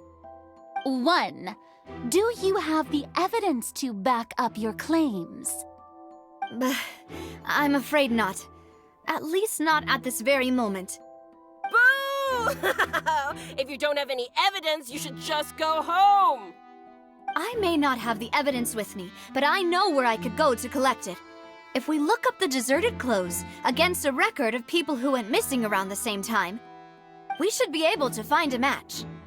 Considering the serial disappearances case, the guards probably kept careful records of all missing persons from around that time, regardless of age or gender. That makes sense to me. Monsieur Neuvillette, I would consider this to be a reasonable investigative direction. Why do I feel like Farina's acting a little differently today? Maybe she's scared of embarrassing herself again? Alternatively, she's become more diligent after charging an innocent citizen in the last trial. My second question has to do with the ensuing duel. If the truth is indeed as you described, then why didn't Mr. Callas explain himself in court? If he had testified that a person had been dissolved, he could have at least mounted a defense. I've thought about this too, and the answer is actually pretty simple. He felt there were things that were more important to him. The dissolving power of water from the Primordial Sea is an important secret for the true culprit of the serial disappearances case. My father could have exposed it for all to see, but he chose to take it to the grave. At that time, Spina Du Russel was in dire straits, and his reputation had already been shattered. He had no guarantee that going forward with the truth would allow the culprit to be brought to justice. What was certain, however, was that it would paint a gigantic target on my back. Boss once told me that Demoiselle had already been selected as the next target of the serial disappearances case. What? If the secret had gotten out, the culprit would have fought an all-out war with Espina right there and then. I wouldn't have been the only one in danger. All of us would have stood to lose our lives. Of course, the guards might eventually figure out the truth of the matter and determine that we were in the right. But what good would that do? How can a hollow verdict protect anyone? Had this opera house ever given my father any kind of confidence in its brand of justice, Spina Du Russel would have had no reason to exist. But by staying silent, we retain the ability to deter our opponents and continue the stalemate. I was able to become Spina Du Russel's president, which made me harder to target, as well as giving me more time to grow and learn. And once I have figured out the truth and stepped up to the challenge, I will do what this opera house cannot, and restore my father's truth and honor back to him. So, you mean to say, your father intended to die in the duelist's ring? That's right. Do you have any proof? Of course. All you need is to ask his opponent, Clarand. I don't need your apology, your guilt, or your support from the shadows. You don't have to do anything for my sake. But since he entrusted his will to you, Clarand, you should tell us the truth about his sacrifice. So, During the duel, did you believe that Callas was intending to die? Yes, I did. As a champion duelist, I've fought many battles and taken a countless number of dishonored lives. In my line of work, I've seen all kinds of people give their all for the faintest hope to continue living. Some were determined, others passionate, and some even manic and twisted. Just one look and I can tell if a duelist is hoping to live or if they're looking to die. I hereby swear on my name and honor as a champion duelist that Mr. Callas never intended to leave the ring alive. Since that's your testimony, I have no more questions. It appears there really are good grounds to reopen this case. I concur. However, Miss Navia, you still have not explained the link between your father's case and the serial disappearances case. Right? What she said was fascinating, but kind of beside the point. Wait, weren't they just talking about the serial disappearances case? Of course, Your Honor. The two cases are connected via a matter of timing. In my father's case, the culprit intended to kill both Jacques and Callas. As a result, they planned to act after hearing 2 gunshots. And at the end of Linny's trial, the culprit also only dissolved the victim in front of everyone because they realized they were at risk of being identified. The culprit could only time their actions so precisely if they were already at the scene. Coincidentally, Marcel attended both the banquet and the trial. So that's why you suspected me. Even after hearing your reasoning, I still can't help but find it a little preposterous. I'm used to it, though. You've always been an impulsive and sentimental child, Navia. It's one of your most endearing traits. No need to appeal to pathos. I won't try to refute your points one by one, but even if everything you just said was true, can you prove that I was the only person present at both events? On top of that, does a person have to be physically present to control the timing? Can't someone remotely monitor the place?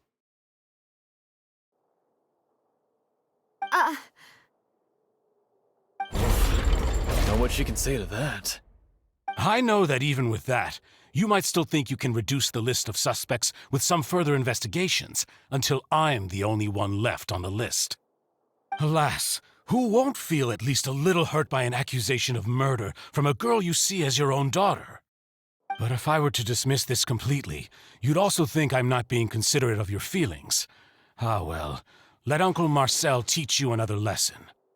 Do you know what the biggest flaw in your reasoning is? I suppose you're gonna tell me anyways. It's timing again.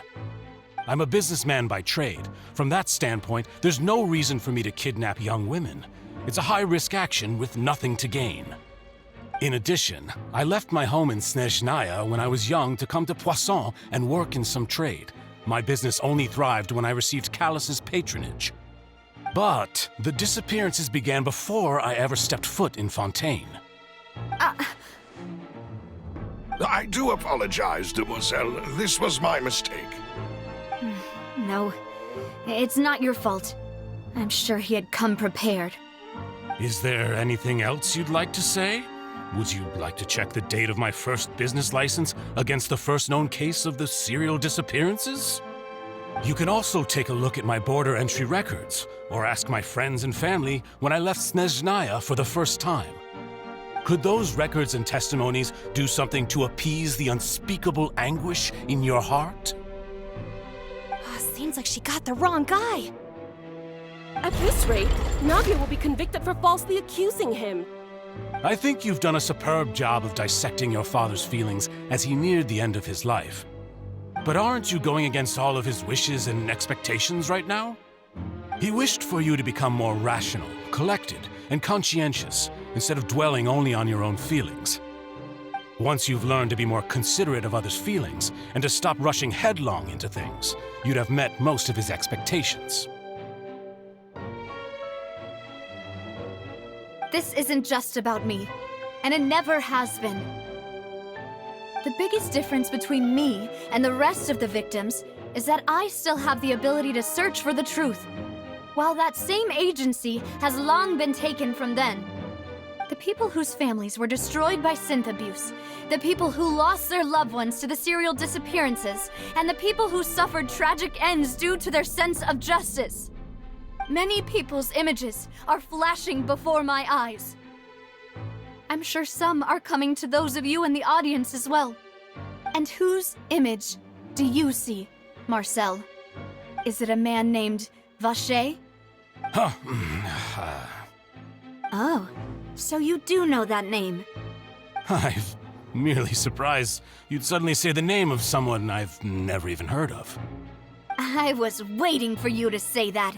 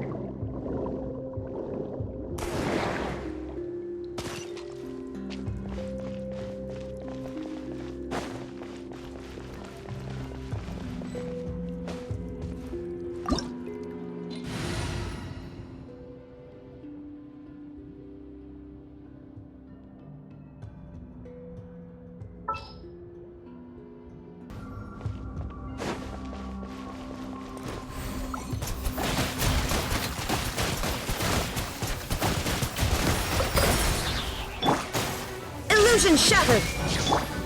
Over here! Bombs away!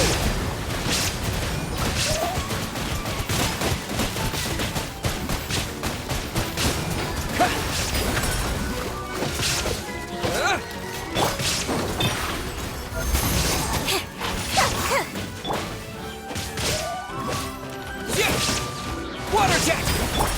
Allow me! Shine down!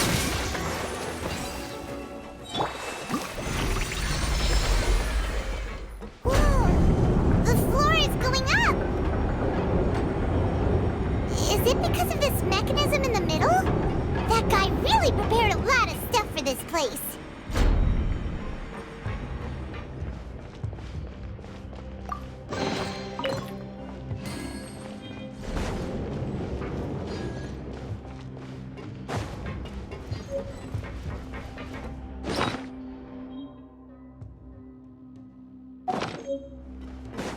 Paimon thinks we need to go up, but Paimon doesn't see a way.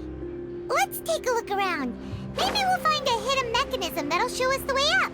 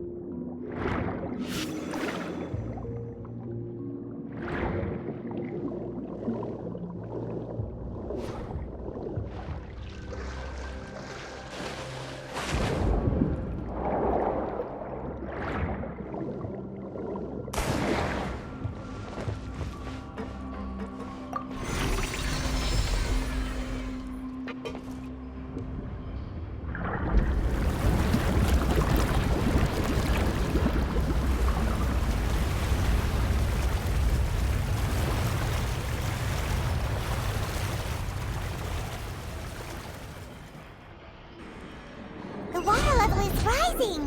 Now we can swim to the top. But this is still a ways away from where we need to go.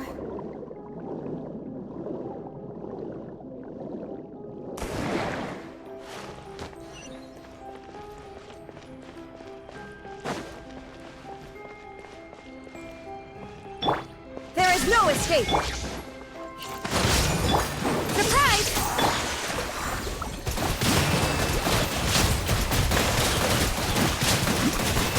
Water jet! Yeah!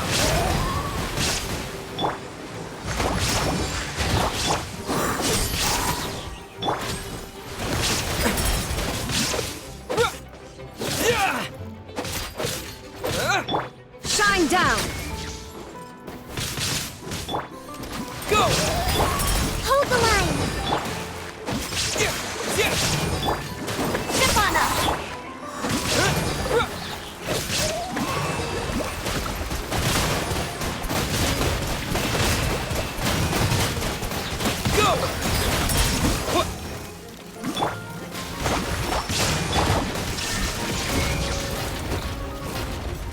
Inazuma shines eternal!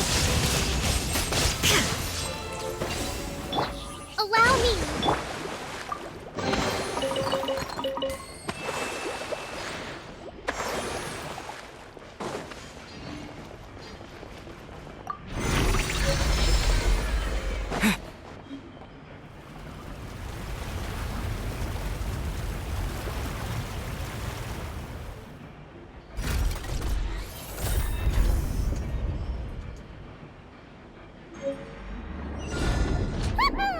Now the path is clear! Let's go!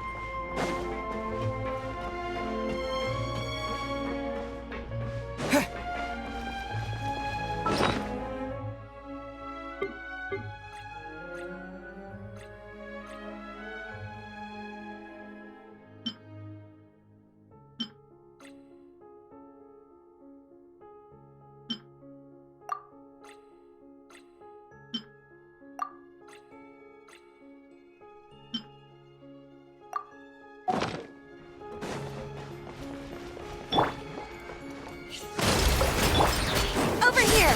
Be amazed! Bombs away! Yeah!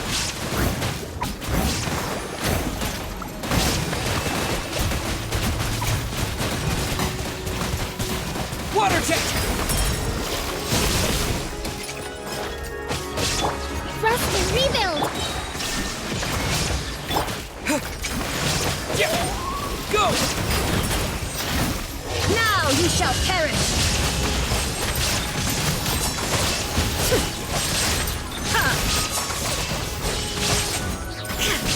Illusion shattered!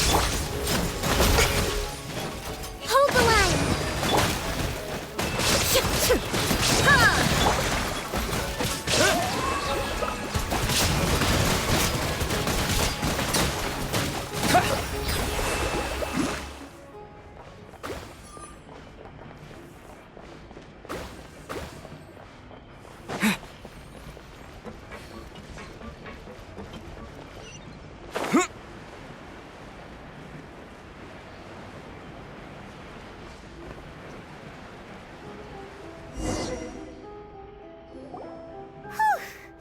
After all that, we finally made it to the innermost sanctum.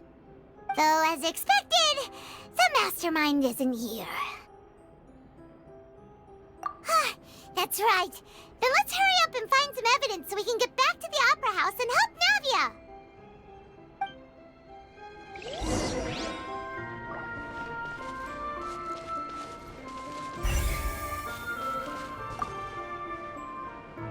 What's all this?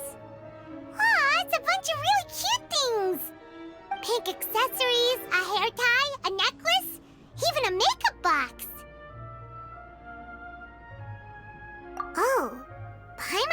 interested too, but why are all these cute things labeled with different girls' names?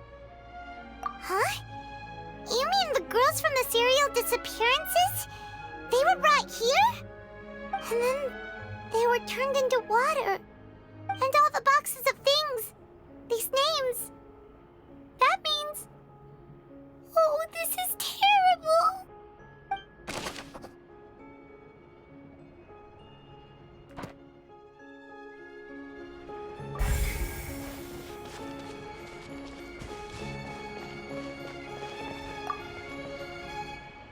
What's this over here? Looks like some kind of place for research. Experiment number 16 aims to verify Jacob Ingold's research conclusions on the Primordial Sea and use his theory as a foundation to achieve a breakthrough. The experiment was a failure. No individual managed to resurface from the water from the Primordial Sea. Female specimens 22, 23, and 24 were dissolved. Sorry, Traveler. Paimon will try her best. It's just that Paimon's never read something so scary before. How can someone write something that terrible in such a matter-of-fact tone? You read the rest. Paimon's too scared to keep going. So that's why he did all of these experiments. But did he really think he'd be able to find a way just by dissolving people over and over? That's just insane! Huh? Isn't that the name you heard by the fountain? Paimon thought he was an eyewitness in the serial disappearances case. You mean Vache is the one who did all of these... experiments? So that's it! Vache was no victim, but personally took his lover and... No, that's not it either! If that's the case, why would he want people to resurface from the water? In any case, Paimon will write it all down.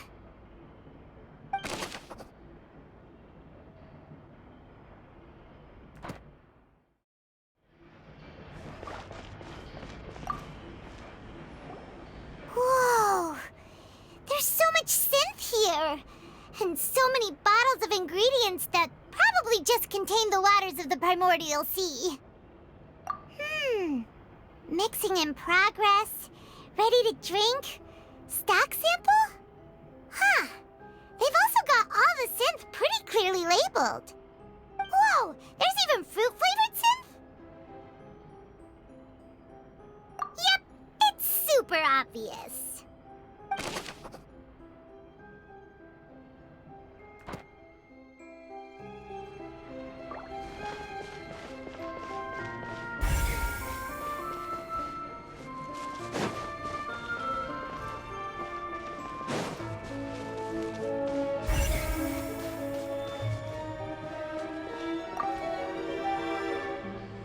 What's written here? Nothing escapes Detective Paimon's eyes! Callas. Navia's father. Oh, this seems to be an investigation report on him!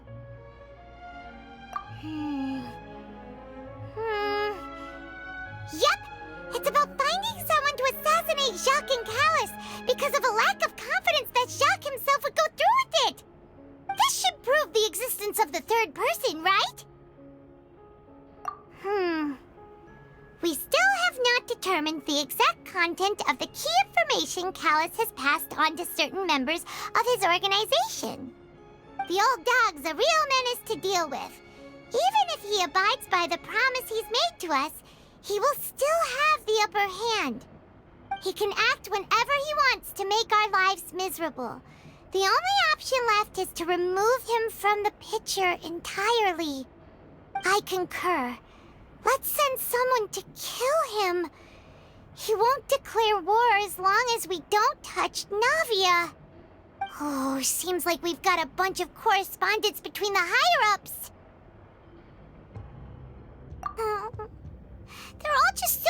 awful!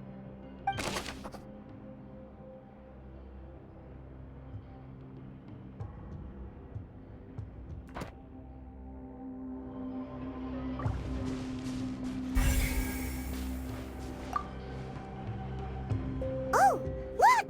There's an important-looking basin over here, and it's full of water! That means this is where they make all the synth! And that special water is the main ingredient! If you dilute it with normal water, you'll get synth, but the pure stuff can dissolve a human! Paimon will take notes on this incriminating evidence.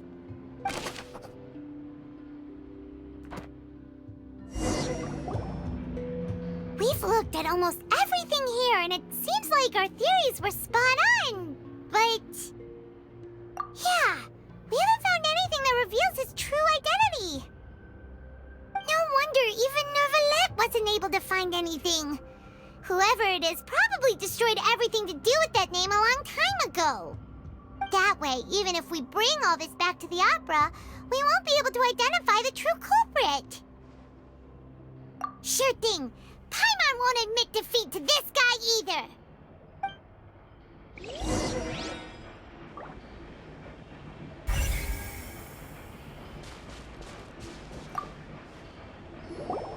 You take that side and Paimon will take this side. Check everything carefully. We'll find something for sure.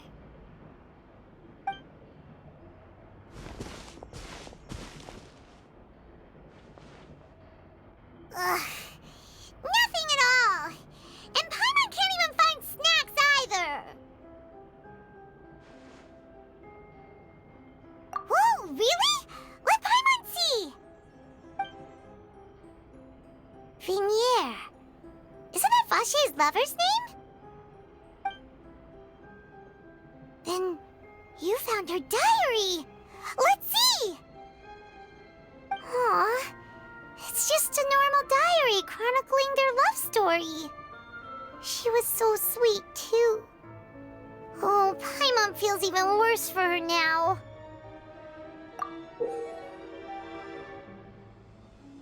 So many! A whole page's worth! But they're all crossed out. Was she unhappy with all of them? The final name she decided on was... Marcel. Wait, but Marcel's pretty old. Has this case been going on for so long that he's Vache and Vignier's grown son? Hey! Paimon still hasn't figured it out yet.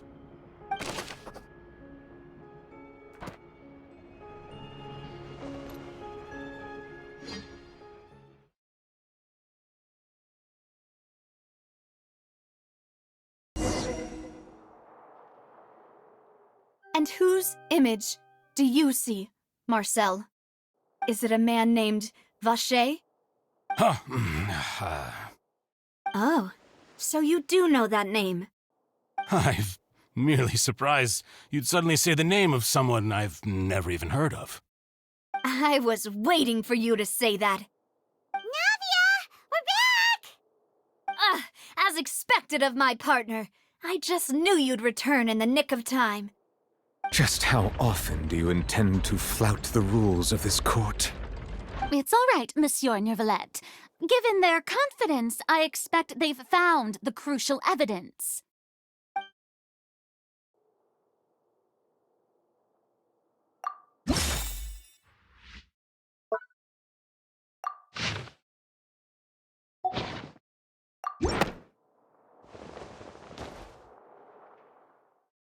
But the truth of it, Marcel, is that you've always been Vache.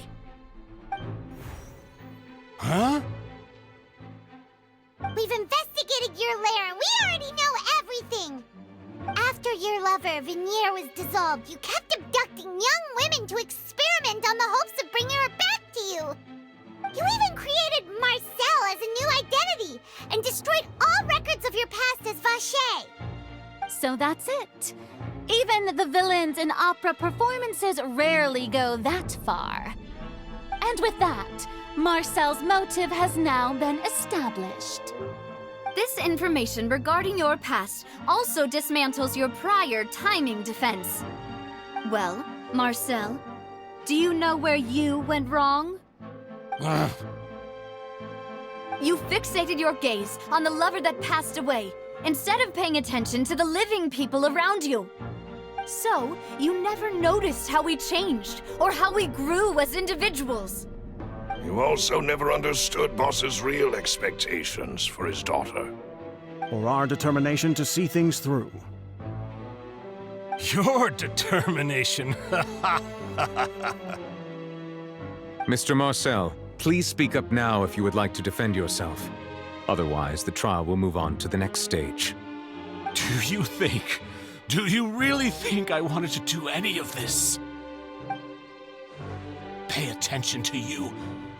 What for? Have you ever paid attention to me? Ever empathized with my pain? Ever known how it feels to watch the love of your life dissolve right in front of your eyes? No one helped me. No one even believed me. All those decades ago, even the officers from the Maison Gardiennage were laughing at me. They said there's no way a human being can turn into water. So I must have gone mad from grief. Vigniere's death was brushed away by all of you as if it didn't matter at all. Well, now you know, don't you? Ha! Well, it's too late now. All those who were dissolved are gone forever. You only have yourselves to blame. You set up this ornate opera house in pursuit of your so-called justice, your beloved drama, while turning a blind eye to the suffering of the people. Vigniere is dead. We promised each other that we would always be together.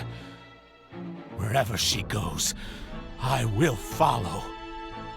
But I'm not from this blasted place, so I can't be dissolved, no matter what I do. Hey, is that water from the Primordial Sea that he's drinking? I can't dissolve! Can't dissolve! Can't dissolve! Do you all see? I can't go! I can't follow! So if I can't go where she is, what choice do I have but to try to bring her back? I did all of that, and in the end, that accursed Callas still got the better of me. I spent my entire life living on pins and needles, only to get stabbed by his idiot daughter at the very end. The suspect is exhibiting signs of mental distress. Guards, please restrain him. Don't touch me! Don't anybody come near me! I still need to save Vigniere. A promise. We made a promise. Vigniere. Vigniere! Please, Vigniere, don't think badly of me. All I want to do is fulfill our promise. At this point, the verdict of this trial is clear. With Mr. Marcel's conviction, the charges against Mr. Tartaglia no longer have any basis. Fine by me. I was in a bad mood, but after a show like that, I'm actually feeling pretty good. Traveler, please submit all the evidence you have collected to the guards, so that I might review and summarize the truth behind the serial disappearances case. The man now known as Marcel was originally named Vacher and worked as an adventurer with his partner and lover Vigniere. During an underwater expedition, Vigniere accidentally came into contact with water from the Primordial Sea and was dissolved in front of Vacher as a result. Vacher learned of the primordial water's existence through the work of others and began to kidnap young women for research, with the goal of discovering a method to restore Vigniere back to life. To cover his tracks, he invented the new alias of Marcel and began to operate a business in Poisson. During the course of his research, Vacher discovered that a diluted concoction of water from the Primordial Sea can induce feelings of euphoria, and began to manufacture and market synth. However, as he accumulated wealth to fund his continued research and expanded the scope, he came into conflict with Spina Du Russel. After exchanging blows with Spina Du Russel for many years, Vache decided to assassinate their president Callas at a banquet. Although the assassination did not go as Vache expected, he was able to turn Callas into the murder suspect by dissolving the assassin he sent to the scene. And just recently, Vache attempted to frame Linny as the culprit of the serial disappearances case, using a similar method. However, his attempt to frame Linny failed, and the power of water from the Primordial Sea became public knowledge. This case also exposed enough of Vache's machinations that he was eventually successfully charged in court. Thus concludes the enigmatic history of the serial disappearances case, with the truth revealed to all.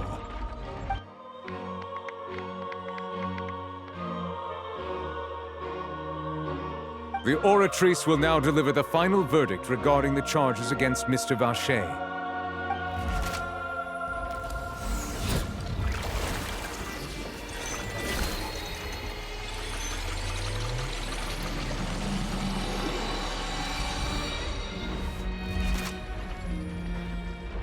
According to the judgment of the Oratrice Mécanique d'Analyse Cardinale, Mr. Vache is guilty. Guards! Take Vache away. Good. It's what he deserves. With that, the serial disappearances case is over now. We really just witnessed history.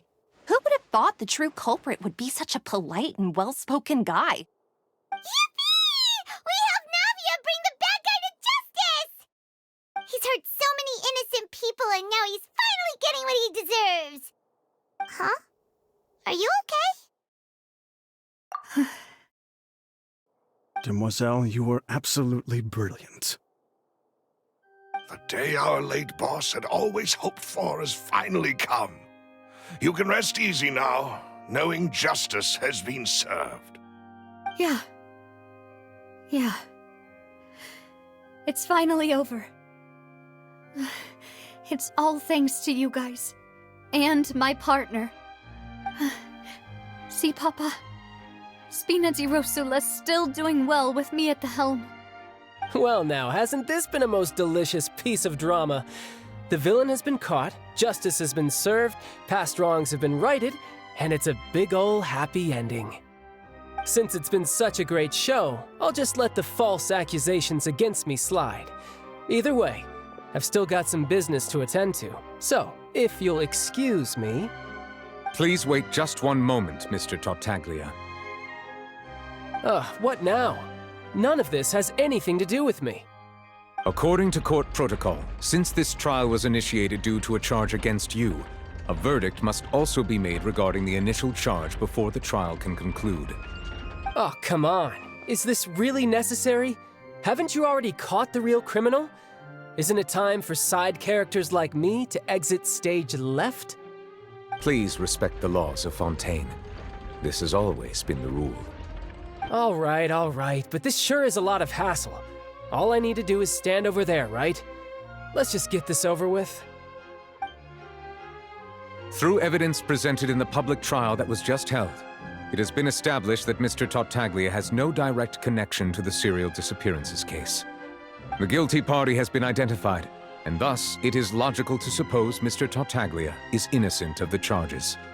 We now turn to the Oratrice Mécanique d'Analyse Cardinale to render the final verdict on the charges.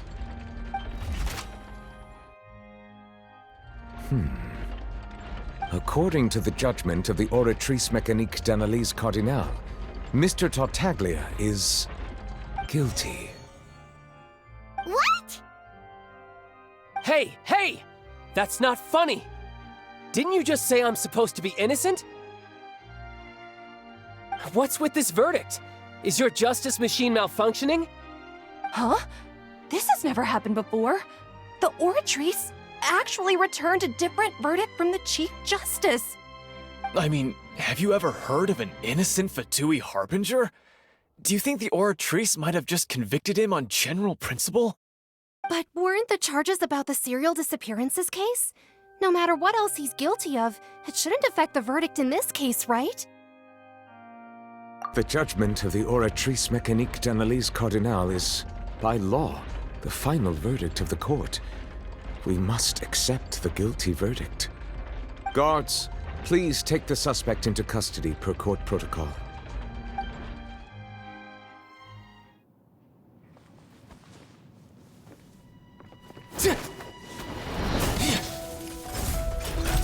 So this is how justice is done in Fontaine. What a joke. You've got your rules. Well, I've got mine too!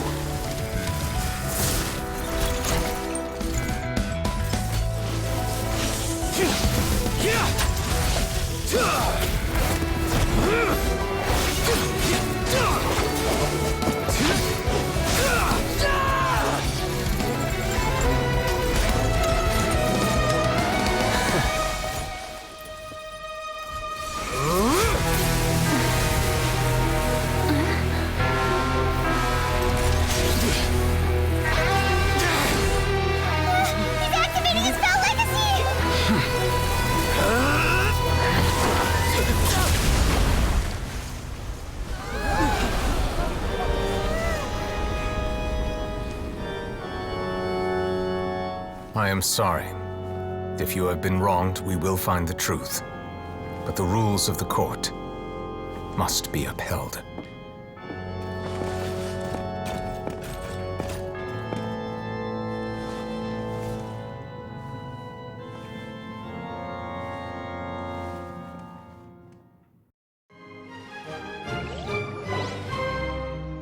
Hey, Monsieur Novelette, what's going on? Shouldn't they have been cleared already? Apologies. This is also the first time I've encountered such a situation. However, according to the rules established at the conception of Fontaine's court system, the Oratrice's judgment is the final verdict of the court. All I do is follow court procedure. As for why the Oratrice arrived at the conclusion it did, you should probably ask someone more knowledgeable than me.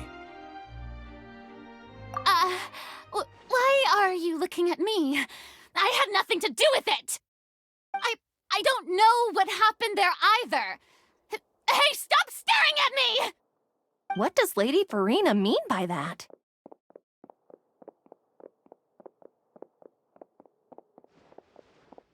She says she has no idea either?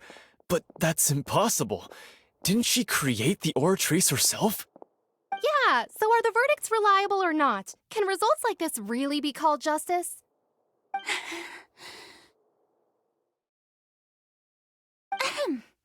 My dearest citizens, did you really think we'd allow an incorrect verdict to be handed out in this court?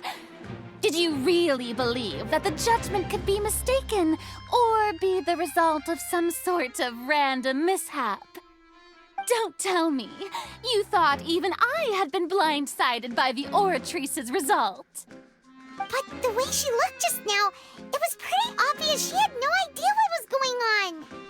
However, given the state of things, I shall give you an explanation. Everything that just took place, including my supposed shock and bafflement, was a part of an elaborate performance, with every action meant to stir up drama and excitement. And, of course, for every performance, there is a script. Everything has unfolded exactly as I expected from the very beginning. As the embodiment of the very concept of justice, the Oratrice shall never render an arbitrary judgment! If you thought Child had nothing to do with the serial disappearances case, it is only because you've been blinded by the superficial appearance of innocence. Everything he's done, not to mention the danger he poses, are beyond ordinary comprehension and completely unforgivable! All shall be revealed in time. You will come to understand my noble intentions, as well as the absolute correctness of the Oratrice's verdict.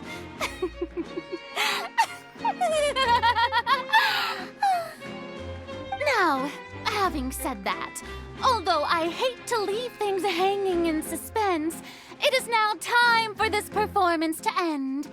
As the lead actress, I shall be the first to take my leave. Toodaloo! So she chose to make her escape after all, did she? So you're saying we shouldn't put much stock into what she just said? She probably just put on that performance to save face. As for the truth, it's unlikely that she actually has any idea.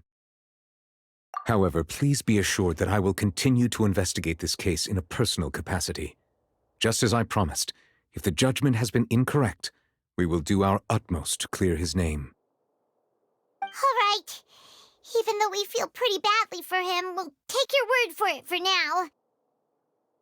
After all, he's done plenty of bad stuff, so he should have known he'd go to prison someday, right?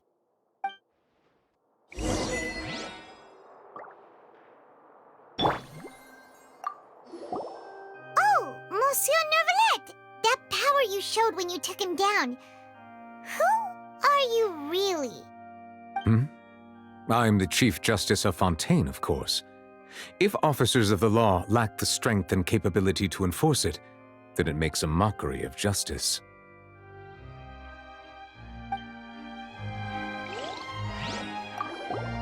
Oh, Monsieur Hey, what are you doing? Quick, stop him! Traveler! Hey! Traveler! Marcel! What are you doing over here? Stop resisting arrest! Cease, or we'll add another charge to the list! No, wait! I just want to ask the Traveler something. I'm not looking to run away. Please, just let me ask this one small thing. Go on. Thank you. I was being led away when I finally realized something. Where did you first hear the name Vacher? I erased all records of that name. So, unless... Are you still trying to prove your innocence? Give it up. You've already been convicted. Really? You did? You're sure? You met her? But how could that be? How did you manage to do it? The Fountain of Lucine? Then she's been so close to me all along. And I just never... Please give me a chance to talk to her again. Just let the Traveler take me to the fountain to see her one last time. This is the last request I'll ever make in my life. You can do whatever you want to me afterwards. I don't care. What? Give an inch and you want to take a mile? Do you think serial killers get to make requests like that? Paimon agrees. Why should we give him what he wants when he's only done a ton of super terrible things? This request, is it worth as much to you as your life? Of course! Wait, no. It's worth even more than my life. Humans. Will they betray the instinct to live just to satisfy spiritual needs? Very well. I will grant your request. Your Honor, I fear that... I will go with him. You do not need to worry about any escape. In that case, I shall leave him in your most capable hands, Chief Justice. Thank you, Your Honor.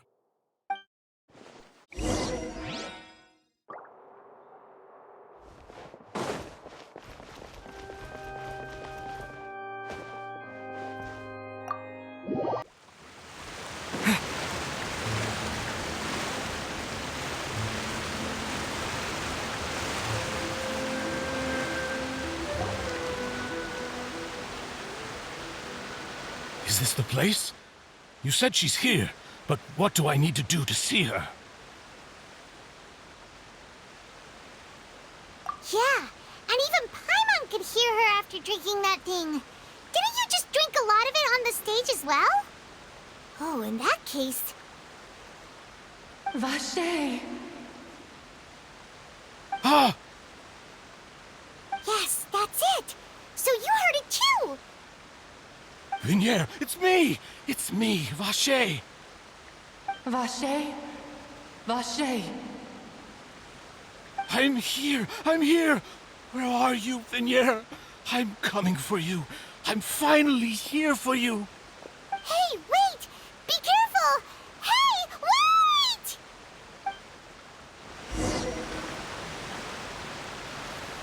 Vignier, is that you? It's me, Vacher! Vignier! Vacher, why did you come? Didn't I say? You don't need to look for me. You look a lot older than I remember. How long has it been? It's been more than 20 years. I've suffered for over 20 years since the day you left. All this time, only the thought of bringing you back has kept me alive. Nothing else mattered to me. I must be dreaming. Who would have thought I'd get the chance to tell you all of my feelings like this? Vignier, you are my everything. I really don't know how I could live without you. But Vacher, if you ask me, this world would be better off without you. What are you saying? If not for you, I would have finished my law degree and probably become a top-tier attorney one day. If not for you, I would have continued to pursue my love of the arts, and my works would have been displayed in the Palais Mermonia itself. If not for you, I would at least have been able to take care of my mother. And she would not have grown old and died alone, with nothing but the tears on her cheeks. It's all because of your selfishness, Vacher. It's all because of you.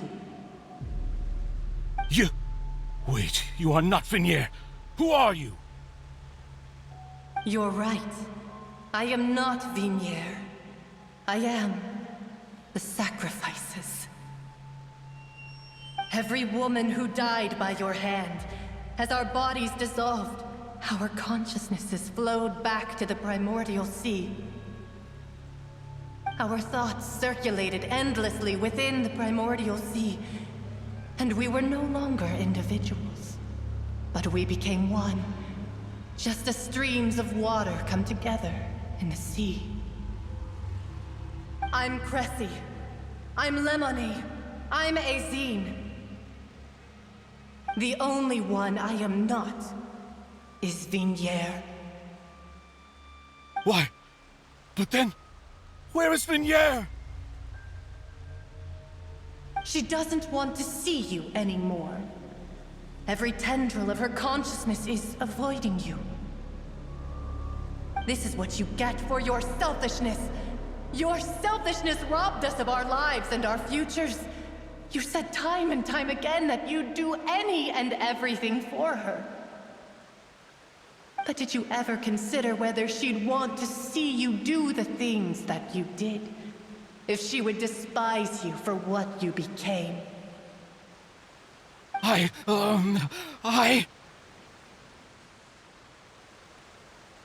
You are a liar, a heartless murderer, and a cowardly narcissist.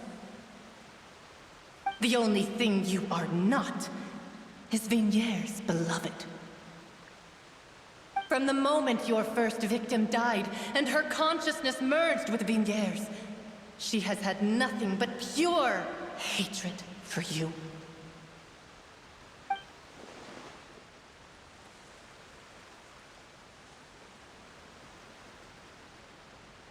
No! Vignier! She can't hate me.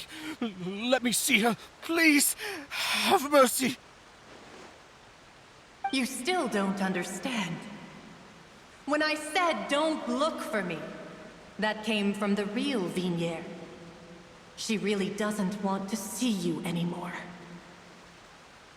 But on top of that, she also said that because it's her final drop of pity for you. She said that because she knew that if you did come here, we will show no mercy to you. Vache. Vache? Vache. Vache! Vache. Vache! Drown.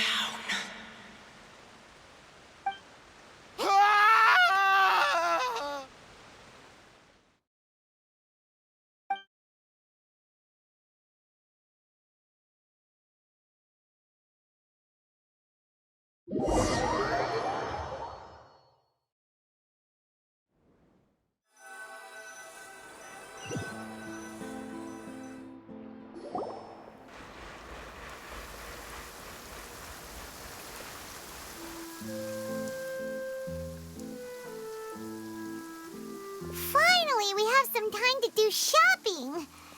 Gosh, it's really been a long time since we've been able to relax. Huh. Well met, partner. I knew something great was going to happen when I woke up in such a good mood today. Even this weather can't put a damper on the demoiselle's mood. It's a pleasure to see you both again. Oh, hey, Navia! It's been a few days. Paimon's already started to miss you. Oh, now that I believe. I'm easy to work with and always bring home the bacon. Who wouldn't treasure having a partner like me? Sounds like you're really enjoying life these days, Navia. What have you been busy with since the trial? It's just been one thing after the other. I've been making non-stop trips between Poisson and the court since then. Everyone from Spina Du Russel organized a memorial for my father. We never held a memorial when he first died, since everyone knew that even if we held one back then, no one was going to come. This time, though, everyone in Poisson, and even many people from the court, all attended. So his name's definitely been cleared now. That's what we like to hear. It's been the dearest wish of Demoiselle all along. That blasted stubborn fool. I was right to put my faith in him. I'm so glad I didn't give up on the case all those years ago. Oh, by the way, I ran into Charlotte just after I left the memorial service. Well, maybe it'd be more accurate to say I knew she would be there, and there was no way she'd just let me go. Huh? So you know Charlotte too? The Charlotte? Journalist from the Steambird? Yeah, way back when I first became the president of the Spina Du Russel, she was all over me. Wouldn't take no for an answer. I believe the story was called The True Heart of Darkness, Secret Tales of the Yellow Rose. To be fair, though, it was a really flattering feature. So, we've been on pretty good terms ever since. She was trying to lean on our friendship to get me to do an exclusive piece on the serial disappearances case. Oh yeah, she told us about that. She's always been super interested in that case, so now her wish has finally come true too. Anyway, I told her to make sure that when she writes about you guys entering the opera house with the critical evidence, that you both sound really cool. Now that's another thing to look forward to. We trust Charlotte's skills with a pen for sure. Oh, and in other news, I also took Clarand out for a meal. Oh, are you two on better terms now? While you were investigating Vache's headquarters, Clarand gave testimony on my father's behalf. It was thanks to her that we were able to turn the tide. I wanted to thank her. I mean, there's also no point in being awkward all the time, so we took the chance to reconcile with each other. Oh, that's great. Paimon also thought Clarand wasn't actually a bad person. It's always good to have more friends. Anyway, now that the case has finally been solved, perhaps it will slowly begin to fade from the public consciousness. Oh, actually, there's still one last thing I need to do. What is it? I should pay a visit to my father's grave and tell him the truth of what happened, as well as how it all ended. And on top of that, just how much people still look up to him to this day. That includes me, too. Miss Navia. Indeed.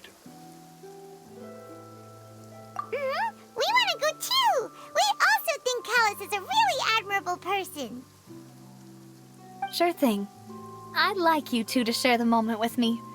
After all, without you, there might not have been such a positive ending. And in that case, everyone, let's be off. Considering the recent weather, we'll be lucky if we can reach Poisson before dark. Yeah, you're right. It's been raining non-stop for a few days now.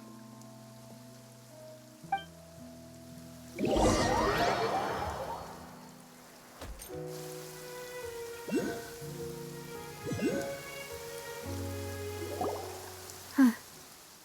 This is where my father's grave is. To be perfectly honest, even I haven't been back here for a long time. Huh? There's someone there already. Wait, that figure. It can't be. Hmm? Isn't that Neuvillette? Why would the Chief Justice be here? Huh? Navia?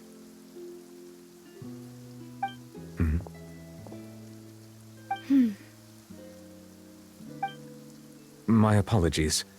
I should have asked before coming to pay my respects. Don't say that. Sorry about that. Oh, I was trying to say there's no need for you to apologize. I wanted to show my father how much I've grown, but still, I doubt I've grown to the point that even the Chief Justice would feel compelled to apologize to me over and over. In that case, I will stop apologizing for now. You really could use some pointers on understanding human emotions, Monsieur Neuvillette. In any case, why did you come to Poisson? Well, ever since that day, I've been turning a question over and over in my head. Just what is justice anyway? There was once a time when I didn't want to believe that there could be anything more important to humans than life itself. Oh, rather than that, it's probably more truthful to say I didn't believe humans were capable of resisting the most basic instinct of living things. That they could rebel against their own nature, or consider certain things to be more important than their own lives. Which is also why I didn't stop your father from beginning that fateful duel. I believed that a truly innocent man would never throw away his life like that. That there was nothing, should have been nothing more important than one's own continued survival. But Mr. Callas proved me utterly and decisively wrong. If not for his sacrifice, the serial disappearances case would have remained unsolved to this day.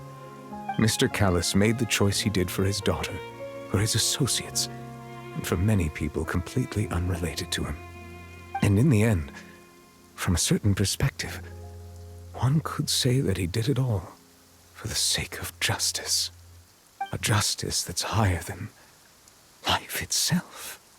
So, you asked me why I came here. I just wanted to say my apologies to Mr. Callas in person. I should have noticed all of this much sooner. This regret has filled me with a sadness that has haunted me for days. That high and mighty chair in the Opera Epiclese indeed insulates one from many important things. Spina Di Russel, thank you so much for your hard work and perseverance. I'm sorry for being mad at you before. So, you're actually one of those types that's cold on the outside, but pretty thoughtful on the inside, huh? That reminds me of Silver, one of my guys.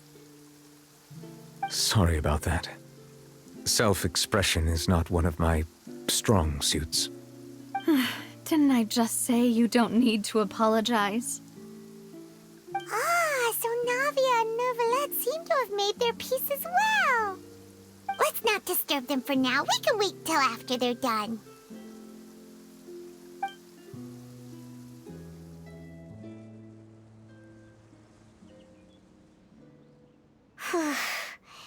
Paimon's never paid respects at someone's grave before. Did Paimon do anything rude there? Huh? Oh, Paimon didn't know that was a thing. But Paimon doesn't know what she would do if she can't fly. Oh, Oh, no. Paimon hopes Miss Navia won't be too mad. Vat is still standing around there. It's not often that we can catch him alone like this, so why don't we go talk to him for a bit? If we can't talk to Lady Farina, we can at least talk to him, right?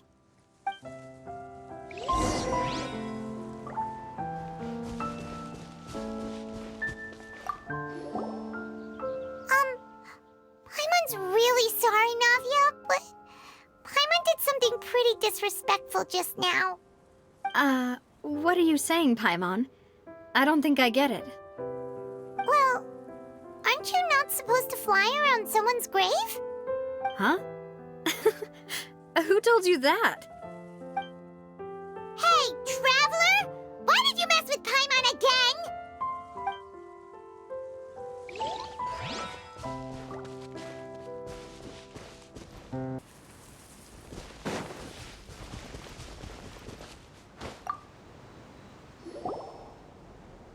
Oh, it's you two.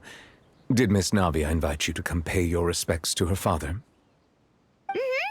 We ran into Navia on the streets today, so we just followed her here. I see.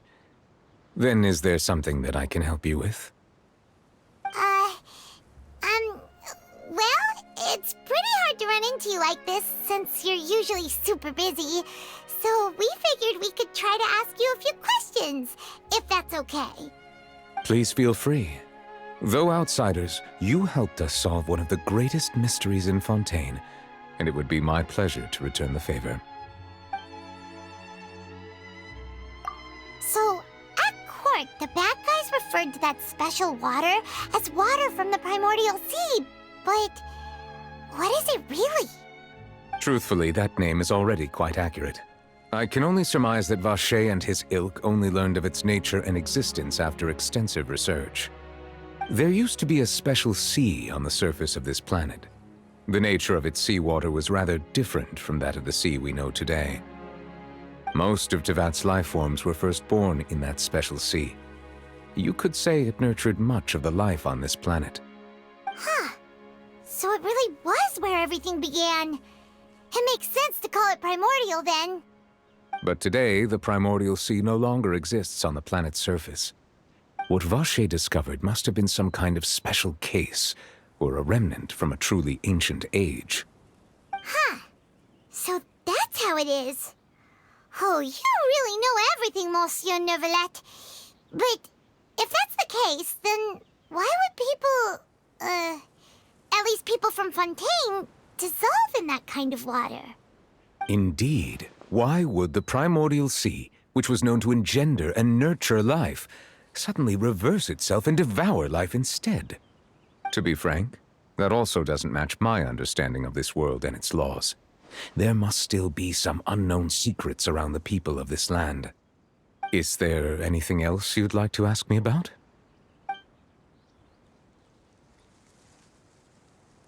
That the sea levels will rise and everyone will be dissolved in water, leaving Farina crying alone on her throne, but the sins of the people will be finally washed away for good. Does that appropriately summarize the version you've heard? That's right! It was Linny that told us back then. And that about covers all the main points. Yes, up to the present, I think we reached a point where we have no choice but to confront this prophecy directly. Rumors have it that this prophecy is rooted in the last words the former Hydro Archon left to the world before she passed away. A prophecy? Of the former Hydro Archon? Wow. This is the first time that we've ever heard of it.